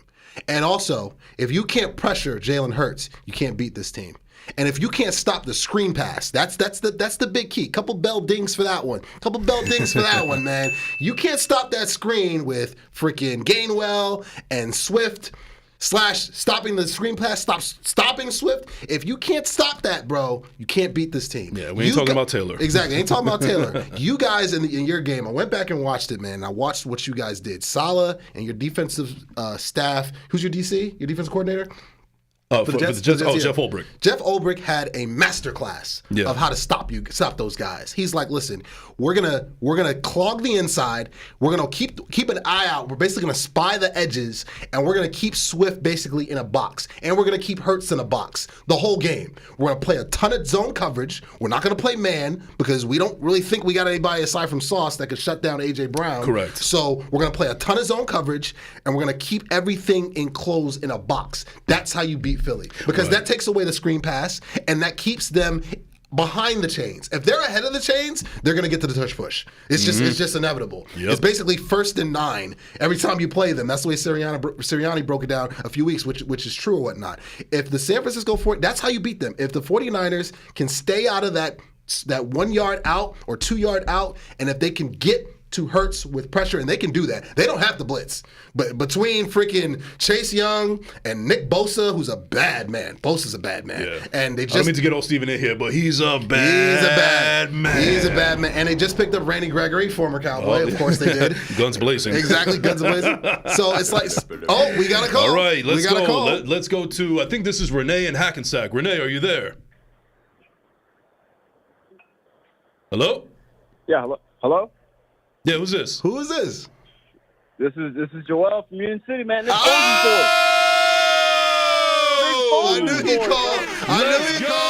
Let's go. Perfect. We were just capping off the 49ers and the Eagles, so Give me go ahead. some Dom DeMarcos. My favorite Philadelphia Eagle fan, right? What's up, dog? What's up, guys? What's up? You guys are chopping it up. I wanted to join in. Okay. Oh, yeah, go right ahead. It's perfect because we're now previewing 49ers and Eagles. And we just to fill you in, we actually have the 49ers taking this game. Close game. Close. It's going to be a great game. It's going to be the game of the year. But, let's get your take since we now are looking at it from, green-colored glasses. The floor is yours for the Philadelphia Eagles. Yeah. Well, I just want to say, bro, I'm not taking this game lightly. I know that we're going to need every man we can take. I'm in the gym right now working out, so I can help out. Everybody's in the gym. Yeah. You know what I'm saying? But nah, it's gonna be a tough game. I recognize that. My only thing is that if we do come out winning this game, I need everybody to give Jalen Hurts his flowers, man, because you know what? we have our work cut out for us, man. This is a pretty good San Francisco team. Yep. That defense is scary. Brock Purdy, I'm sick of hearing him, but the guy he's doing what he got to do. But I feel like the Eagles don't get enough credit for what they did in the playoffs against them. Like Brock Purdy didn't knock himself out, So that's true. That is true. Yeah. Nobody gives them credit. The only thing I'm afraid of is Hassan Reddick talking that smack early on. Provoking Jersey guy. like that. Jersey guy. So I'm a little nervous, and then if we lose this game, we can possibly go in tied with Dallas. So yeah, like a lot of jitters going on, but we'll see, man. I think it's gonna be a great game. But you know what, Joel? You like, not to throw you under the bus or anything, because I love you, bro. But you kind of do this a lot, where you kind of have a little bit of trepidation, and then afterwards you just want to be calm, humble, and everything. But then afterwards, when it comes to the actual game, and you guys pull out a win, that's when you stick your chest out, you whip it out, and so on and so forth. I mean, if you guys want to get an example, just look at that story that I shared on BTV Sports on Instagram of that guy who's jittering and like holding his hands and everything, and then all of a sudden they made that field goal, and he's ecstatic, breaking windows and so on and so forth. That's what Joel is. That's exactly who he is. I love his humbleness in the beginning, but he puffs out his chest every time they win. So I love that about you, man. Tell me about telling lies. Yes, Tell me about telling lies. Just don't mess up that beautiful hair. That's all I ask. Don't mess up that beautiful hair, you handsome devil, you. Listen, I learned early on, bro, that you can't talk smack before a fight, bro. You gotta talk it afterwards. Facts. Facts. I love that. And I'm super superstitious. So that's why, bro, you asked me in another podcast before, where do you think the Eagles are going to make it before the season even started? That's right. That was on first class, second place. Now streaming on YouTube and everywhere you get your podcast. True. Hey, Joel, my question for you is, what's the biggest strength that you feel like you guys can exploit on San Francisco, and what's the biggest weakness that you have trepidation that you're worried about coming into this game against San Francisco? Honestly, I think the biggest strength would be Swift. If they can get Swift going, because that run defense is strong. But the way that Philadelphia can mask that run offense, especially with Jalen Hurts when he gets going, it's unstoppable. So I feel like if they get Swift going, I don't like it when they mix in when we're Gainwell heavy, because Gainwell, for some reason we'll settle for him for his 2 yards per carry, and then we'll move on to Swift or very late in the game. And I feel like it's a little risky, but I feel like if we can get Swift going early, mix in with Jalen Hurts, I feel like that run, because everybody's expecting Jalen Hurts to just pass it all day long, right? Yeah, because they're expecting that knee to be iffy. I feel like if we can get Swift going with Jalen Hurts in that mix, I feel like nobody can stop us. When that run game is going, nobody can stop us. All right.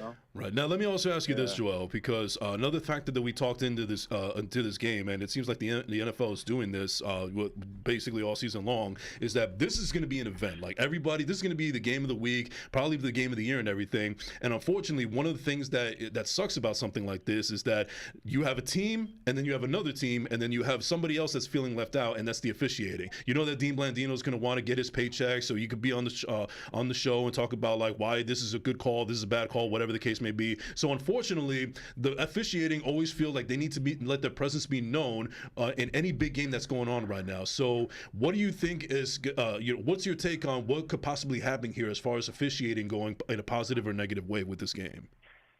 Listen, Jason, I'm the worst person. I'm still hype about that Bradbury call. Oh no! Savage, get him going. I'm just glad it's gone our way, But I mean, it's been iffy all around, man. Even against us. I mean, I forgot who we were playing that we had 0 flags, and there was a bunch of calls that we had against us. I'm forgetting what team it was a couple of weeks ago. It's just. It's something that you can't really speak of, something you got to deal with in the game until until AI takes over officiating. It's kind of what we're stuck with, That's a savage right there. That's a savage. But you guys are at home, so I think that there's gonna be. Listen, give me a couple trashes. The officiating is gonna be trash. You know that coming in. But again, the fact that you guys are at home, It's not going to decide the game because we don't believe in that on this show. No. Unless it's a Des Bryant catch, but I'm not over it yet. Still trauma. Oh, what a disaster! What a disaster! Yeah. Shout out to Joe Beningo. But what I am saying is, what I am saying, Joel, is it's going to negatively impact the game. You know that going in, but it's 4 quarters. So just going into the game, though, you guys will have a slight advantage over that since you guys are at home. Go look at the Buffalo game. Like you know, Darius Slay was holding Stephon Diggs like it was Valentine's Day, like throughout the game. But you guys pulled it out though. I give it to you. Like Jalen Hurts. In the fourth quarter to overtime, he played like an MVP in that game. Round of applause for him. Jalen Hurts, he showed out. He showed out. I give listen, man, I'm honest on this show. I give flowers where flowers are due. He played like an MVP. He's gonna have to play like an MVP to beat San Francisco, especially with 10 days of rest. I believe that. Right, and also Joel, one of the things that we also touched on also is the coaching, because we got Kyle Shanahan and Nick Sirianni. Obviously, you love your Eagles and everything, and I know that you're gonna side with Sirianni, but looking at it from an objective standpoint, who do you think is the edge as far as coaching with this game? Honestly, I like the Shanigans. I feel like their coaching is legendary, royalty even. But I got to go with Sirianni, man. Just because, not because I'm an Eagles fan, but it's just they got the hot hand right now, And that chemistry between him and Jalen Hurts is strong, man. Like he can trust Jalen Hurts like nothing. Like I've seen Brock Purdy. We saw him get shaky for 3 games in a row this season, And Jalen Hurts, in times where if you would have plugged in Brock Purdy in those same scenarios where we were down by 10 or whatever at half or even the fourth quarter, I don't feel like Brock Purdy would have pulled out those games, So a large part of that isn't just Jalen Hurts. That's Nick Sirianni too. So I feel like that tandem, only because of that chemistry between quarterback and head coach, that's why I give it to the Eagles more than I would to the 49ers. Yeah, they had a great game. The 49ers, I feel like the 49ers are too dependent on their other stars like Kittle and Debo. If they're not having a good game, then Sirianni and Sykin, they had a masterclass of how they attacked San Francisco in the playoffs last year, and that was very impressive. How they attacked them with the run game and with nice timed intermediate passes. They moved the ball pretty much all game, and you guys were very efficient against them in the NFC Championship game. Steichen's not there. Your new OC is there, but Sirianni still has his fingerprints all over your offense, since he's the offensive coach. So you're going to need a similar game plan to the NFC Championship game. And again, MVP Jalen's going to have to show up. If it's tight late, bro, I give the edge to you guys. You guys know how to win those games late, and you've been doing it all year. You guys have been playing with fire like the Vikings in years last year, but you guys have been pulling out and finding ways to win. So if it's a tight game, I give the edge to Hurts over Purdy. So I like you guys in that sense. But, bro, if you guys are behind and Purdy's cooking and they're operating like the Avengers, it's gonna be rough, man. You know it. You know it. Yeah. I mean, we'll see. Well, hopefully this is the game that we finally click on defense, and because we've been talking all year. Wait till they get it together. So hopefully this is the game. Well, you guys still have Hassan Reddick, so. Hey, you know what? Well, that's what I was gonna say. If officiating is gonna have any like huge influence on the game, they will. Be Brock Purdy. They're gonna protect Brock Purdy from Hassan Reddick. You know that for a fact. Oh yeah, especially after last week, they didn't protect Josh Allen. But dude, thanks for calling. Thanks for calling. We'll definitely have you on again. We definitely gotta get you on the You Go Boy podcast. With Mongo. But thanks for calling in, man. Gonna be a hell of a game, and we'll see you on here next time you pull up. I appreciate it, guys. Have a good one, man. All right, brother. Have a good weekend and enjoy the game, bro. Yes, sirski. So. All right, brother. You take care. We got to get into this whole Aaron Rodgers thing right now. Yeah, we do. Mm-hmm. We do. Yeah, we don't want people to know that we don't want people to think that this is just a Cowboy show or anything like that. Even though like the stats have been backing it up right now, and you get to talk your ish this week because that was a hell of a game, Why would you play games with me? Why would you play games with me? Yeah, but switching over to the Jets here, unfortunately. So this another story that's in the news right now in the sports world is Aaron Rodgers. The window has been open for him to come into practice. He has been practicing in the Jets facility right now. He's been throwing. He's been, running routes and everything. I can't believe what I'm seeing with my own eyes. The fact that this guy has been coming back from a catastrophic injury as an Achilles tear, and then him being able to do what he's doing so far, it's a wonder to see. It's good. I like it. I love his fire and I love his passion. But why rush it? You know, I know that Joe Beningo, shout out to Joe Beningo on the old the Older Pain podcast, which is now streaming on Spotify. Exactly, yeah. He made a point about if Aaron Rodgers is good to go, if he's cleared by the doctors or whatever, and even if the Jets are out of it, if they lose the next 2 games to the Texans and the Falcons, and they're out of the playoff race, it doesn't matter. Just go ahead and play him because we got to see if what he has, and if he gets injured again, he gets injured again because he was probably going to get injured next season. I don't know if I necessarily agree with that too much because this is a guy that if I'm not mistaken, that Aaron Rodgers is turning 40 this month. Yes, he is. Yeah, so so he's already getting older up there. I love his fire. I love his passion. I love his his intangibles and what's going on between the ears and his athleticism. But I don't know, man. I guess it's because me being trepidatious about being a Jets fan and never having nice things, and this is also a little bit too real to. This is also a little bit too real to It kind of feels surreal to me that nobody is able to come back from an injury like this and been able to succeed in at least maybe 2 years. I mean, Kevin Durant is a perfect example of that. It took him a while to get back, and now he's playing at an MVP level again. But we also remember when Cam Akers tore his Achilles, and then afterwards he was able to come back not long after that, and then afterwards he tears it again. So that's another thing. And also, we all know how terrible this Jets O-line is. I mean, they're a sieve. Yeah, they were able to knock out our quarterback, our Jesus Christ, our Savior, and everything within 4 plays, and now we got Beelzebub as our quarterback, who's been benched now in the 3rd position. That's another savage. Yes. Golly. Yes. So. I don't know, man. I just don't feel good about it. I understand. I respect his passion, and I appreciate that he wants to come back. And I think there's also a little bit of guilt going on with Aaron Rodgers because he knows that he's been with the guys and he's made a great relationship over the off season and so on and so forth. And I think part of the reason why he wants to come back so bad is not only the fire and his passion to play the game, but I think also there's a little bit of a guilt complex going on there that he felt bad that these guys are losing and put in this position, and he wants to help them out, but.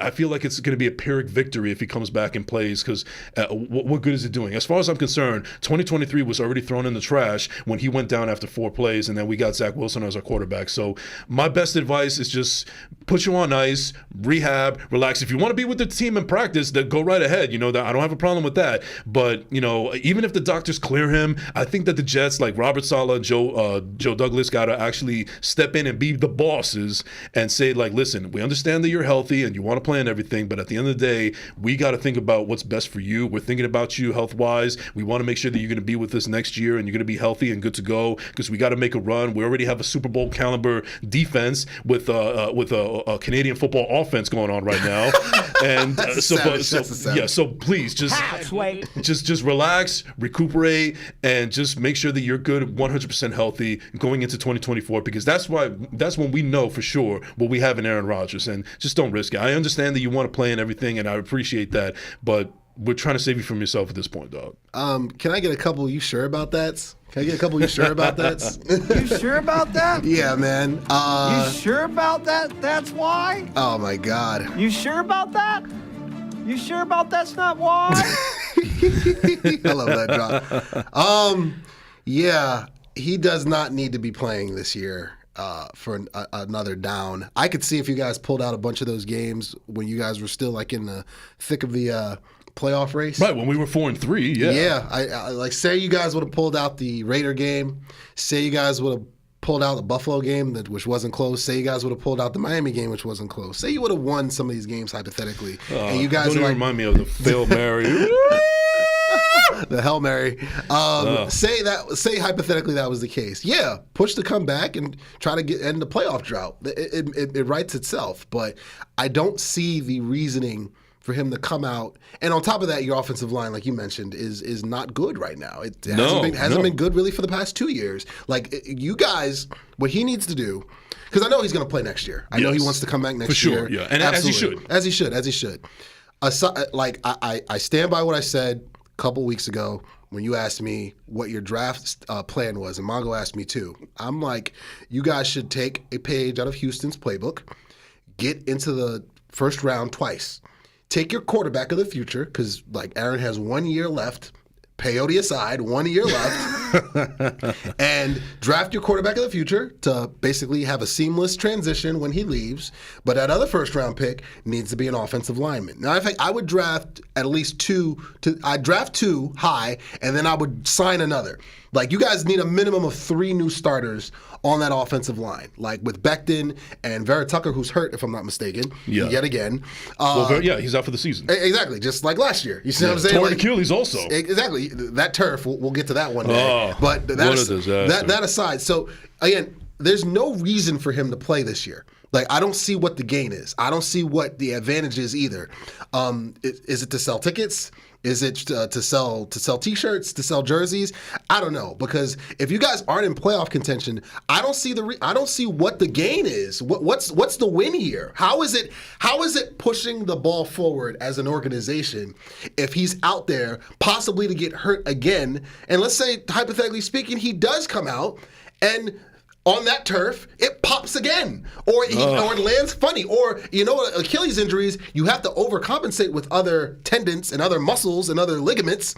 Say he gets a freaking a PCL or an LCL or an ACL injury because he has to compensate. All right, and we got another phone call right now. Let's go. I think this is Kyrie in Central Jersey. Is this Kyrie? This is me. What's up, my brother? Kyrie, what is going on, bro? Yes, sir. First all is well. Yo, first and foremost, ladies and gentlemen, I want to welcome Kyrie Williams. He is I believe that you work for Spotify now, but you used to work on 98.7 ESPN New York with Peter Rosenberg and everybody else. He's been on first class, second place before. He's a phenomenal guy. He knows the sports ish and everything. So, but yeah, thank you for calling in, man. So we were talking earlier about the 49ers and the Eagles. We were also talking about Dak Prescott. We're into Rodgers right now, but I know that you are a big Giant fan. But yeah, hit us off with anything that you want to ask us. Yeah, well, I kind of want to stick to the scripts that you're in right now. I'll kind of, if you don't mind, I'll hit all 3, if that makes sense. Okay, go for it. Go for the trifecta. Go for it, Chief. So first and foremost, I think that, first of all, 49ers, Eagles, I think nobody can dispute that that's the biggest game of the week. Big facts. Weekend, Big rather. facts. Big facts. Big facts. It's an incredible defense versus what seems to be an unstoppable offense when you think about plays like the tush push or the brotherly shove or whatever we're calling Whatever it. the hell they want to call it. I think 49ers are the favorite for a good, smart reason as far as smart money going on 49ers. But I don't know why people are doubting Jalen Hurts and his will to win. And I said this, I'll make this quick. I said this last season when the Eagles played Jacksonville and it was a hurricane. It was pouring down rain in Philly. They were losing that game. Trevor Lawrence was going on a tear. That was like one of his, he might be for real, games. And somehow, through Jalen Hurts' just sheer will, they came back and won that game. And I said to my boy, who was a huge Eagles fan, I said, right there, you guys are going to the Super Bowl. Because it wasn't about the talent. It wasn't about the play calling. It wasn't about anything. It was about a sheer will to win. And that's exactly what you've seen from the Eagles all season. They've had so many close games. I think they had 3 overtime games already this season. It's a sheer will on defense to win, including last week. So even though the smart money or the sharp money or whatever you call it is on the 49ers, I say Eagles going to win this in a close one. Wow. Okay. Now, one thing that we also mentioned earlier, which is a big factor in this game, unfortunately, is when it comes to a big event like this, the biggest game of the year possibly, you got a team, and then you got another team, and then you got another team that a third team that basically wants to get their shine on a big thing like that. So it's going to also come down to the officiating. Yeah, the officiating. Tell me when I'm telling lies. Dean Blandino. Tell me when I'm telling lies. Yeah, and Dean Blandino and everybody feel like they got to get their check in, and they want to get their shine. They want to, hey, what about us? What about us? So unfortunately, I think that officiating is going to play a factor in this game for positive or negative. But what's your take on that as far as the officiating is concerned? Because we all know how dreadful it's been this year. Yeah, I think it can't get much worse than Thursday night. Oh, it can. The Cowboys. Dom DeMarco. Yes, it can. God almighty. But go ahead, bro. Sorry. It came to a point where I was watching it like, just put him on the goal line at this point because, geez, the flag came out every third down. I felt bad for Pete Carroll. Yeah, I mean, well, Pete Carroll's got some fines coming his way because he complained about the officials in his post game interview, and he's got an envelope waiting for him from the league office. Yeah, but let's also not forget, Pete Carroll has lost a little bit of a significant credibility with coming up with the worst play in Super Bowl history against the Patriots. Oh my God, big facts there. And then Marshawn, most recently with his interview, kind of like double down, on Club Shay Shay, yes. Yo, stop, skip. Yeah. So, but like I was also mentioning before that, I know that you're a big Giants fan and everything, and we did touch on the Giants a little bit now, but we didn't necessarily get to talk about this. So, for the Giant fans that are watching right now, we'll get into it as well. So, one thing that I feel like is a topic of conversation, but we haven't really been able to touch on it as much as we'd like to, is the whole Tommy DeVito situation. I mean, there's a lot of people out there that are already saying that Daniel Jones is not the guy.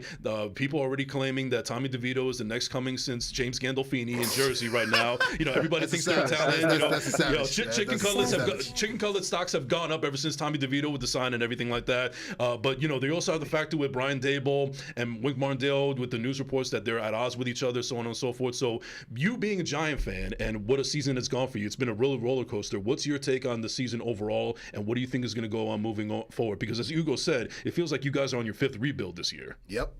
Yeah. I mean, if I'm talking overall, it's been disappointing in a word. I mean, coming off of last season, you would like to think that we would have had a better start, coming into the season, especially halfway through or more than halfway through. But if I think back to last year, it easily could have went the other way. I mean, that first game against Tennessee, they make that field goal. We easily could have lost that game. The second game against the Panthers, we easily could have lost that game as well. So I think it's just one of those things where it's like, yeah, it's the same team. It's just the ball bounced, didn't bounce our way this time. In the Buffalo game, in the Jets game, even though that was putrid, we should have won that game. So overall, it's disappointing. I think in terms of Daboll and Wink Martindale, I think when you're losing, you're going to be at odds because frustrations are running high. I think we got 2 wins. I think things are starting to settle. And as far as, what this group that we have now, these guys are inspired, which is, again, going back to the thing I said about the Eagles and Jalen Hurts. When guys are inspired, when guys have a will to win and something to play for, you never know what could happen. So, take that into consideration for whatever that's worth. I think we're going to, we come back after the bye. We played the Packers. That should be a win. We'll see how everything shakes out with Seattle losing, with some other NFC East teams maybe taking an L this week. We'll see what happens. But I mean, if nothing else, we can get a couple more meaningful football games going through Christmas. And then, maybe have a little shot. I mean, that's all I can ask for from this team at this point. We are headed towards a rebuild. As far as Daniel Jones, I think the proof is in the pudding. I think, they had a lot of apprehension going in to even giving him a deal. I think they kind of just gave in because it was like, what else are we going to do? Right. It is what it is. The Tommy DeVito story is classic New York. It's classic Jeremy Lin. Down the marker. Jeremy Lin. I didn't think that is a great analogy. This is DeVito insanity. Yeah, let's get Kyrie down to Marco for that one. Yes, sir. Dude, let me jump in real quick too, but then we got to keep the show moving. My problem, and it's been well documented on this show and other shows, is your owner is doing old Jerry Jones things. He's hitting. Tell me when I'm telling lies. Tell me when I'm telling lies. He's inserting himself in making football decisions, which is a terrible, terrible, terrible, terrible decision for an organization moving forward. Yeah, I think Woody as well. Let's not leave Woody out of that. Oh yeah, don't even get me started on Woody. Let's just stay on topic here. Let's just focus. Okay, all right. On Mara. No strays. We gotta have the sign up for you soon. Shots fired. But again, your owner makes football decisions. Your owner hired Dave Gettleman and kept him way too long. Your owner hired McAdoo. Your owner hired Shermer. Your owner hired Judge. Your owner had a mandate to sign Daniel Jones and a franchise tag Saquon Barkley, which should have been in reverse. Saquon should have got a 2-year to 3-year deal, and then Daniel Penny should have got the franchise tag. And now you guys are on the hook for another year with him. My question to you is: do you understand that your owner is taking your organization and setting you guys backwards, making bonehead decision after bonehead decision? And are you guys drafting a quarterback? That's actually my main question. Are you guys going to draft a quarterback this year? Do what you guys should do: draft the quarterback and begin to allow Sheen and Dable to actually get their stuff off. It's like wrestling. Like, let me get my moves off. Like, I want to, you know what I mean? I gotta look good on camera too. Like, is your owner gonna allow Dable and Sheen to draft the quarterback, draft their guy? Because Daniel Jones isn't their guy. Is he going to allow them to draft their guy and allow them to put their handprints on the organization, or is he going to continue to old Jerry Jones it up? Okay, so you make very perfect points. Perfect. And everything you said. First Tell of all, me what am I'm I aware of lies. it? Yes. I'm aware of it. I mean, and it's everything that you spelled out is absolutely true. From Gettleman to all the coach, the dud coach hires up until now. I do think that Shane and Dayball is a good combination, and even all the way down to the coordinators and the position coaches. I think you said it best, man. Daniel Jones was not their choice, so I think that we absolutely should draft the quarterback. Develop somebody. We can keep. I mean, we're going to have to keep Daniel Jones out there next season. Right? But one more year. But you guys can get out of it. After next season, you guys can get out of the contract. And shout out to Shane for actually, putting up that contract. Having the foresight. It's a 4-year contract, but they get out of 2. Yeah. Yep. So you say we can get out of it. So you say we can. I mean, I don't know, because now the way things are going, we might not be in that Caleb Williams. Or but here's the thing, and I'll say this. This is a little bit off topic, but it is on topic, because this is how we got to Daniel Jones. Yeah. I think finally, I think that these scouts, these GMs, let's go from the scouts all the way to the GMs, are finally doing their work, and not just depending on, no disrespect, but Todd McShay's of the world. Mel Kiper's. What's my guy down in Maryland? The big draft guy. What's his name? Well, there's Mel Kiper. There's Merrill Hodge, Mike Mayock. Yeah. Todd. Look, you got Sam Darnold, Josh Rosen, Zach Wilson. All these Hall of Famers right there. That these people have been high on. That dreaded generational word. Oh God, the G word. It's all been terrible quarterbacks. And I think finally these organizations that start from the scouts all the way up to the GMs are finally saying, like, look, stop listening to these guys. Stop. Because they're on ESPN does not mean that they're right. Correct. Stop taking their word, because I'm not making any accusations, but we know how this business works. There's kickbacks and stuff like that. They may be propping up guys that they don't necessarily think themselves are great, but how politics work. Get that out of the way and really scout and draft. There's real talent out there. You got to find it. All right, let's get this pick real quick, and then we're gotta hang up, buddy, to keep the show moving. Yes. If you're Sheen right now, Mara finally takes a step back, says, "Okay, Sheen, we're gonna take a quarterback. I'll listen to you. Still want Daniel Jones for one more year, because whatever reason why. He gives the keys to Sheen. You're Sheen / Dable. You can pick one quarterback right now. You guys aren't gonna pick number 1 overall, so Caleb Williams is out the door. Who are you picking in this draft right now? Who do you like and should be the Giants QB of the future right now? You're on the clock. No, man, I'm sorry. I can't, because I haven't done my due diligence to pay attention to the quarterbacks in college this season. Okay, so I'm gonna have to punt on that. Okay, so you're gonna trade out of the pick. Okay, there we go. So wow. But hopefully my staff has done their due diligence and they can educate me on who's this guy? Because we need to pick somebody. Oh, don't worry. I just can't say right now. Don't worry. Who that person Mara is going to walk back into the draft room and mandate that you guys take an offensive lineman and then re-sign Daniel Jones. Okay, so or they'll trade for Whack Jones or something like that. Yeah, Whack 100. Oh my God! But thanks for the call, man. Appreciate you. Round of applause. Man, I'm calling back again, man. This was fun. Yeah, before you do, Kyrie, tell everybody where they can find you, because you've been doing phenomenal things with Peter Rosenberg and Cypher Sounds and everything that you've been doing in Newark with the councilman and everything. So where can they find you on social media? Thank you, man. Thank you so much, man. Just at Kyrie_Williams. That's KHAIRI_Williams. Follow me on Instagram. Find me on TikTok, all of those places, and let's connect. And we'll be talking off camera too, man, because I'm like LinkedIn, bro. I've got a great resume. always looking to level up job wise, man. So me and you will definitely talk off camera. Man. That's what it's about, man. Yes. I do production, I do brand partnerships. I'm like the homeboys, man. I got a little bit of everything going on. Hey, I like it. We'll round of applause for Kyrie Williams, everybody. We'll be in touch, buddy. Love you. Peace. Thanks, all right, man. good luck on your Braves next year, bro. All right, 862-621-9536 is the number to call in. So let's go ahead and. We're going to close the phone lines. Close the phone line. Round of applause for everybody who called in. Love you guys. Appreciate it. You guys are the engine that keeps this show going. Love y'all for calling in, man. This is why we do it, man. BTV Sports. Live from Bravery Studios. In Garfield, New Jersey. Shout out to Marv Beyond the Glass. Marvelous. Yes. Marvelous. All right, so let's get into our predictions real quick. So we're going to do something a little different this time. Yes. Now, we used to cover every single game that we got going on, but here's the idea that I have, and let's see if you roll with it with me. Okay. So I suggest that as far as the predictions go, so it doesn't drag on the show, we'll pick two 1 o'clock games. We'll cover one of the 4 o'clock games, and then obviously the Sunday and the Monday night football games. Okay, that works. Yeah, all right. That works. So one of the 1 o'clock game that I would like to get into, unfortunately, is the Falcons against the New York Jets in MetLife Stadium, the AC unit in East Rutherford, as I like to call it right now. So this is definitely a 1 o'clock game right here. Oh, this is 1 o'clock Central.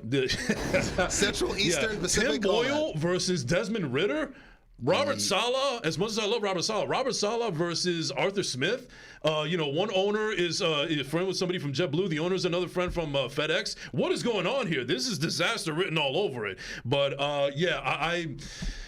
it doesn't matter who the quarterback is playing for the New York Jets right now. You could put in Johnny Manziel. You could put in Tim Boyle. You could put in Zach Wilson. You could put in Aaron Rodgers with one ACL or one Achilles, and it's never going to make a difference because this offensive line is a sieve.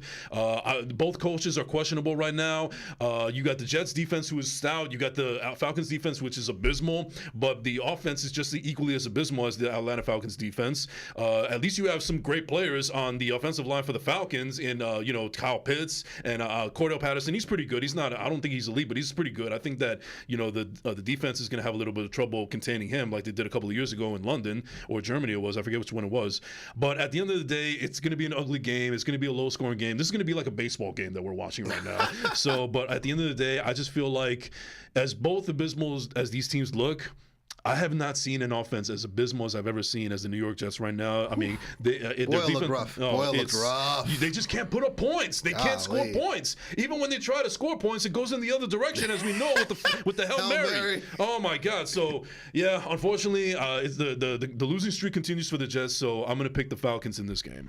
Yeah, you got Johnson & Johnson versus the Home Depot. In terms of the owners, give me a sandwich for that. Marv like that one. Marv camera on the way. Oh man, even the Jets ownership can't even make. And I don't want to get political here, but when you go during the COVID season, you had the vaccine problem, and the Johnsons created the third best vaccine. They can't even make the best anything. Anything. No. So what makes you think they're going to put... Yeah, exactly. Thank you, John Tortorella. So what makes you think that they can put on a great football product on the field? So no, I'm going to go with FedEx over Johnson & Johnson. Home Depot over Johnson & Johnson. Home Depot. Give me Home Depot. That's Arthur Smith. Oh my God, I can't even talk right now. Give me Home Depot and the Falcons. You would think with the weapons that the way the Falcons draft, you would think that they'd be a top tier team in the NFC, but they can't find a quarterback. No, they can't. You think with Drake London and Kyle Pitts and Bijan Robinson, you would think that, like, from a skill position, that those are studs over there. Oh yeah, absolutely. You know what I mean? Not necessarily the G word, but they're still studs. I'll take them on my team. Even the cornerback they drafted from Clemson a couple of years ago. Yes. You know what I'm talking about. So it's just like, the Falcons are in the thick of it with the NFC South race. They know this is a must-win for them. Yeah, they're still on top of the division. They lead the division right now. If the playoffs were to start right now, Dallas... They'd be in the playoffs, yes. Dallas would head to Atlanta, and not Magic City. They'd head over to the Mercedes Superdome, whatever it is, / Georgia Dome. Bring that back. They'd be playing there. But no, Falcons know they need this game. This is going to be a lot of NSFW quarterback play as usual, but give me the Falcons close. Desmond Ridder is going to look terrible, but Boyle's going to look worse. So give me the Falcons. Yeah, and by the way, we couldn't get to him on the phone, but my cousin Renee and Hackensack tried to call in, but unfortunately the lines are down now. But he did check in the comments and he said, "Good show. Let's go Jets. Win. Let's go." So he's a diehard Jet fan. His fandom is incredible. So it's not surprising that he's actually picking them, and I love his positivity. But he was like, "You better not pick ATL." Well, too bad. Too late. Sorry, buddy. Sorry, brother. I gotta call it like it is, man. At the end of the day, we do a real show, not a Jet show. Yes, sir. But keep it going. But next time, definitely call in, man. We definitely want you on the show. But anyway, so next up, they got a couple of 1 o'clock games right now. But to me, the only one that seems even remotely interesting is the Broncos at the Texans. Yeah, that's gonna. So the divorce is called off. Yes. There will not be a divorce in Denver. No. They were on divorce court with Steve Harvey or whoever's hosting it now. Judge Judy or Judge whatever. Judy or freaking Judge Joe Brown or whoever. Yeah. Judge Mathis, whoever's judging it now. But no. So there will be no divorce in Denver. Sean Payton's figured out. Okay, so let's run more. Let's play stout defense and let's have Russ cook part-time. Let's not have him fully cook because this isn't Seattle days. He's still cooking Lunchables. Don't get it twisted. But so I love what Sean Payton has done. He fully understands what kind of team he needs and what style they need to win. They're playing through their run game. They're playing through their defense right now. And I bet against CJ Stroud. Is the game in Houston or is it in Denver? No, that is actually in Houston. It's in Houston. Yes. Right now, the Texans would be in the playoffs if I'm not mistaken. Yeah. And they're both at 6-5, both teams. Yeah. I'm gonna go with Denver. I think Houston. I think Houston's going to make the playoffs, believe it or not. I believe so too. I believe they'll make it. I love what Denver's doing right now. They have a better idea of what they want to do right now. I think Houston took a step back. I actually picked them to beat the Jaguars last week, and they showed me that they're still young. They're still figuring out in big key games. You know what I mean? So give me the Broncos late. A late close game. Physical game, but give me the Broncos by 3. Yeah, ditto. I'm just gonna ditto on everything you just said right now. Okay. And now the only we already do 2 1 o'clock games already. So now, as far as 4 o'clock games, we already covered the 49ers and the Eagles. We know how much of a big game that's going to be. And next we have Sunday night, which is the Chiefs at the Packers in Green Bay. Oh yeah, give me the Kansas City Swifties. Yeah, man. Right. Is Taylor going to be there? I'm pretty sure she'll be there. What was that? Okay. Yeah, I'm sure she'll be there. Yeah, I did. Shout out to Rocco. Shout out to Rocco. Got Rocco on the show. Hopefully, we'll knock down the cameras. No, I was like, but no, give me the Swifties. The Chiefs know that they got to get the 1 seed. If the Chiefs don't get the 1 seed, they very well might be one and done. I know their offense kind of found themselves against Las Vegas, so they didn't really find themselves, in my opinion. They don't have a number 1 receiver right now. Kelsey's battling injuries. He's been playing at like 75% all year. Yeah, no, he doesn't look like the same Kelsey. Well, he messed up his ankle early in the year, and he's just been playing through that. So he hasn't been able to be the Kelsey that we know. And plus, he's getting up there. He's like 32, like something like that. He's in his early 30s. You know what I mean? So right now, the Chiefs are just kind of freestyling it. They have a lot of work to do draft wise in terms of replenishing the weapons for Patrick Mahomes for them to be an elite team right now. Right now they're a playoff team right now. They're not an elite Super Bowl contender, even though they've got the best quarterback in the universe. Yes. They still have that, so that still gives them a chance. But them against top tier teams, you saw it. Like I've seen very inconsistent play from them. From start to finish. It wouldn't shock me if Green Bay won this game, but I just think the Chiefs know that they got to turn it on right now. If they don't get the 1 seed, they could be one and done. Give me the Chiefs late. Give me the Chiefs late. Give them by 4. I agree with you. I think that the Chiefs are actually going to go off to a very slow start. I actually think that Green Bay might be up for 2 touchdowns at the first half of the game, and that's when the crowd is going to be all crazy and everything. And it's going to go on, and Matt LaFleur and Jordan Love are feeling themselves a little bit. There's going to be a lot of like dancing on the field and so on and so forth. But they're going to get caught slipping. Andy Reid is going to get them in focus. Patrick Mahomes is going to go Patrick Mahomes again when he gets backed up into a corner. We understand the injury with Travis Kelce, but Isaiah Pacheco is a beast right now. I don't think Jersey that. guy. Yep. I don't think that Rutgers too, right? Yeah. There you go. Yeah. I don't think that the Green Bay defense can hold Pacheco. They still got a couple of weapons on wide receiver, and I'm going to choose Andy Reid over Matt LaFleur as far as coaching ability always. Oh, absolutely. And I actually think that even though the game is in Green Bay, and we know how that stadium is going to be with their fans. We were talking about it earlier. Chiefs fans, they love to travel now, especially with the rise of Patrick Mahomes. So again, it might be another Christmas theme wave right now. You're going to see a lot of red and green into the crowd. Yeah. But at the end of the day, I think that the officiating won't be as egregious, honestly, in this game. I think they'll actually take a step back. They're more focused on Philly and 49ers right now. Yeah. But I think that, Green Bay is going to go off to a really good start, and they're going to get ahead of themselves, and then they take the foot off the gas and then realize by the time that Kansas City catches up to them, it's going to be too late. Agreed.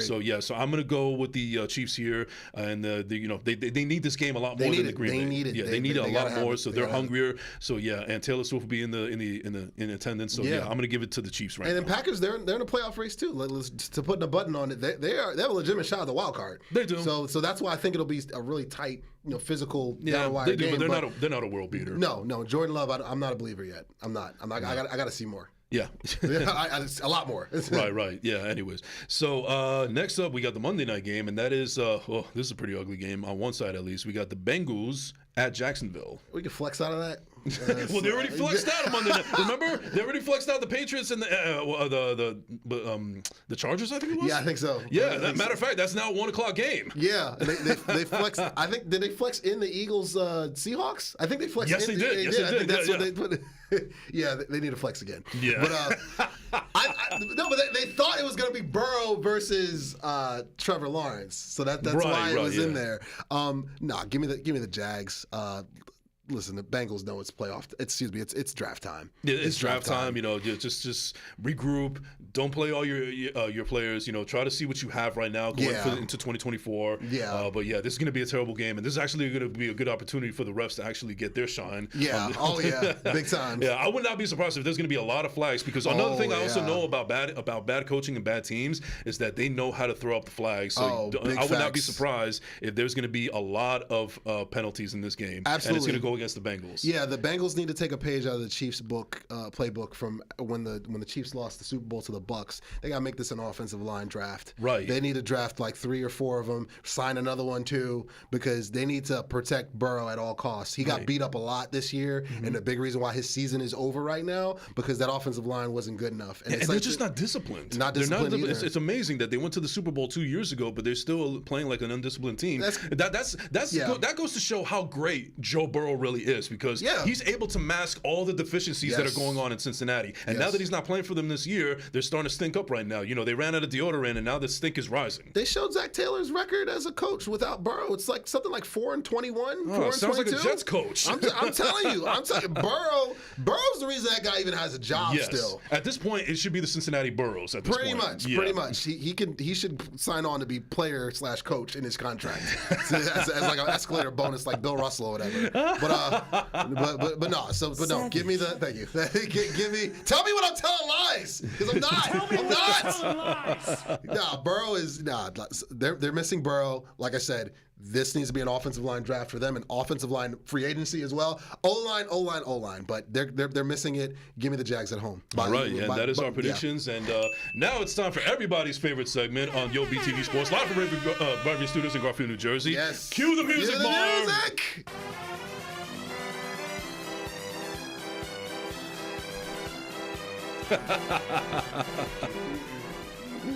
Alrighty, I'm going to let you go off here because I know that you've been waiting all week for this one. I've been waiting all week for Clown of the Week. Yes.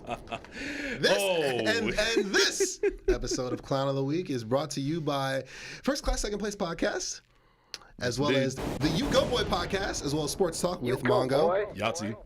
Bravery Studios, as always. And, of course, you mentioned it earlier. Let's talk about it again. The Out, written and directed by Chris Aballo, co-starring Chris Aballo, and me, You Go Boy. Available on all digital platforms in the coming months. Keep an eye out for that. But love it. Give me a why would you play games with me? Why would you play games with me? And another one, Marv. Why would you play games with me? And one more. Why would you play games with me? And a Chris Tucker. And a Chris Tucker. And a Chris Tucker. Is this what you want? Yeah, this is what I want. This is exactly what I want. This week's Clown of the Week, this week's Bozo of the Week, and you might recognize this from The Dark Knight with Heath Ledger. Rest in peace, buddy. Rest in peace. This one goes out to Craig Carton. Yes. You are one of the biggest clowns ever. I didn't really know the backstory until my main man Jason Enrique explained it to me, and I'm going to watch that documentary on HBO Max when I get home tonight. But listen, dude, you are a clown of clowns, bro. I already put your nomination in for Clown Hall of Fame. Like your purple jacket is on its way, buddy. It is. Like, bro, this guy comes out. I don't know how he has a show to begin with his clickbait. He is the definition of clickbait. That's the only reason why he has a show, and of course, it has to be on Full Sports. Of course, he is a classic example of what the hot take culture is right now. How can I say the stupidest, most ridiculous, off-the-wall comment I can to get views and clicks and engagement and views? It's disgusting. This guy this week, Dak Prescott, for those who don't know, his girlfriend announced that she's pregnant with Dak's first child, a beautiful baby daughter. Round of applause for the two of them. Yes. Dak's going to be a father. And a quick backstory, that everyone knows the story. Dak Prescott lost his mother to cancer before he entered, and she never got a chance to see him play in the NFL. So him having a daughter is such a full circle moment for him. Amazing life moment and life win for him and his girlfriend. What is this idiot? Because he's beyond clown. Beyond clown. This idiot comes out on his show and says, this is going to be a distraction for Dak Prescott. That he's not married to his girlfriend, so we have to figure out if his girlfriend is a gold digger. Like, how does FS1, even Mars faces, he's disgusted. Yeah. How does FS1 justify having this idiot say that on live TV? I understand you want views, bro. I understand that. But again, we're talking about a guy who lost his mother. We're talking about a guy who lost his brother to suicide a few years back, who's gone through enough. And on top of that is the quarterback of the Dallas Cowboys. So hate galore since he's come into the league and whatnot. You have to now pile on because you want views, because you want attention, and question if his girlfriend is a gold digger. You're an idiot. You're not just a clown, bro. You're an idiot. You deserve this clown mask for the rest of your life. Yes. I know he's not gonna apologize. And even if he did apologize, it'd fall on deaf ears anyway. You are a next level clown for what you said. Shout out to Dak Prescott for not even entertaining it. I'm pretty sure some people have brought it to his attention, but he just keeps it moving, bro. So, but Craig Carton, congratulations. You clowned yourself. Yes. Also, let me get a round of applause for that because that was beautifully said as well. Absolutely. All right, so now mine isn't my clown of the week isn't as egregious as yours, but it's still pretty egregious. Wait. Oh yeah, yes. He's been waiting all week for a clown of the week. All right, go ahead. All right, so my clown of the week is a former New York Jet and current Seattle Seahawk. He was actually put on display on how clown he is on the field by your guy Ferguson. Fergie. Exactly. Yeah, and we're not talking about Black Eyed Peas. No, Jason Ferguson, love you, dog. Yeah, so this clown, a.k.a. Jamal Adams, has... Former Jet? Yes, former Jet. Former Jet, current Seahawk, all-time clown famer, Hall of Famer. So obviously, not only did he look like a punk by Ferguson on that last play that ultimately sealed the fate of the Seahawks in last Thursday night's game, but also there was SNY had retweeted that same play, and Connor Hughes, who was a reporter for The Athletic, I believe, he goes, yikes. And I don't know if it was directly at Jamal Adams or just the play itself, but this goes to show how thin-skinned Jamal Adams really is, because he actually found a picture of Connor Hughes' wife and actually said, yikes. Dude, why are you bringing family into this? The woman is, as I say, the woman is actually an attractive woman, so I don't know why you think that. So that goes to show how thin-skinned you are, and then also to double down, you actually tweeted out not long after that, don't start nothing, won't beat nothing, hashtag Prescott, Prez. Excuse me. Big tough guy. Yeah. Are you dumb? Yeah, a little bit over here. What's going on? No, so you are a clown, you've always been soft, you've been thin-skinned. I'm so glad that the Jets got rid of your ass, because you deserve deserved it. You don't deserve to wear the green. You don't deserve that contract. Shout out to Joe Douglas for getting rid of you and also getting a Hall of Picks, because it hasn't panned out for you in Seattle, hasn't it? You wanted to be on a Super Bowl caliber team, but you haven't had it ever since. So you were a clown, and also to show how thin-skinned you are on social media and how you were crying because you wanted to leave New York because I want to go to win a team. I want to take my talents to South Beach or wherever it's going to go. Not this New York Jets. You are not LeBron. You are a clown. You're forever going to be a clown, and this mask is for you. Why so serious? Give me 5. Why would you play games with me? Give me some. Why would you play games? Why would you play and then tell me when I'm telling lies. Tell me when I'm telling lies. One more. Love you, punk. Tell me when I'm telling lies. And if you don't like it, take us home, Rick. Take us home, baby. Whether you like it or don't like it, learn to love it, because it is the best thing going today. Woo! Woo! Give me some woos. Give me some woos. Give me some woos. Woo, woo, woo, and also, if I may, let me get a Chris Tucker, because I know this is what we want. This is what we want. They want Yo BTV Sports.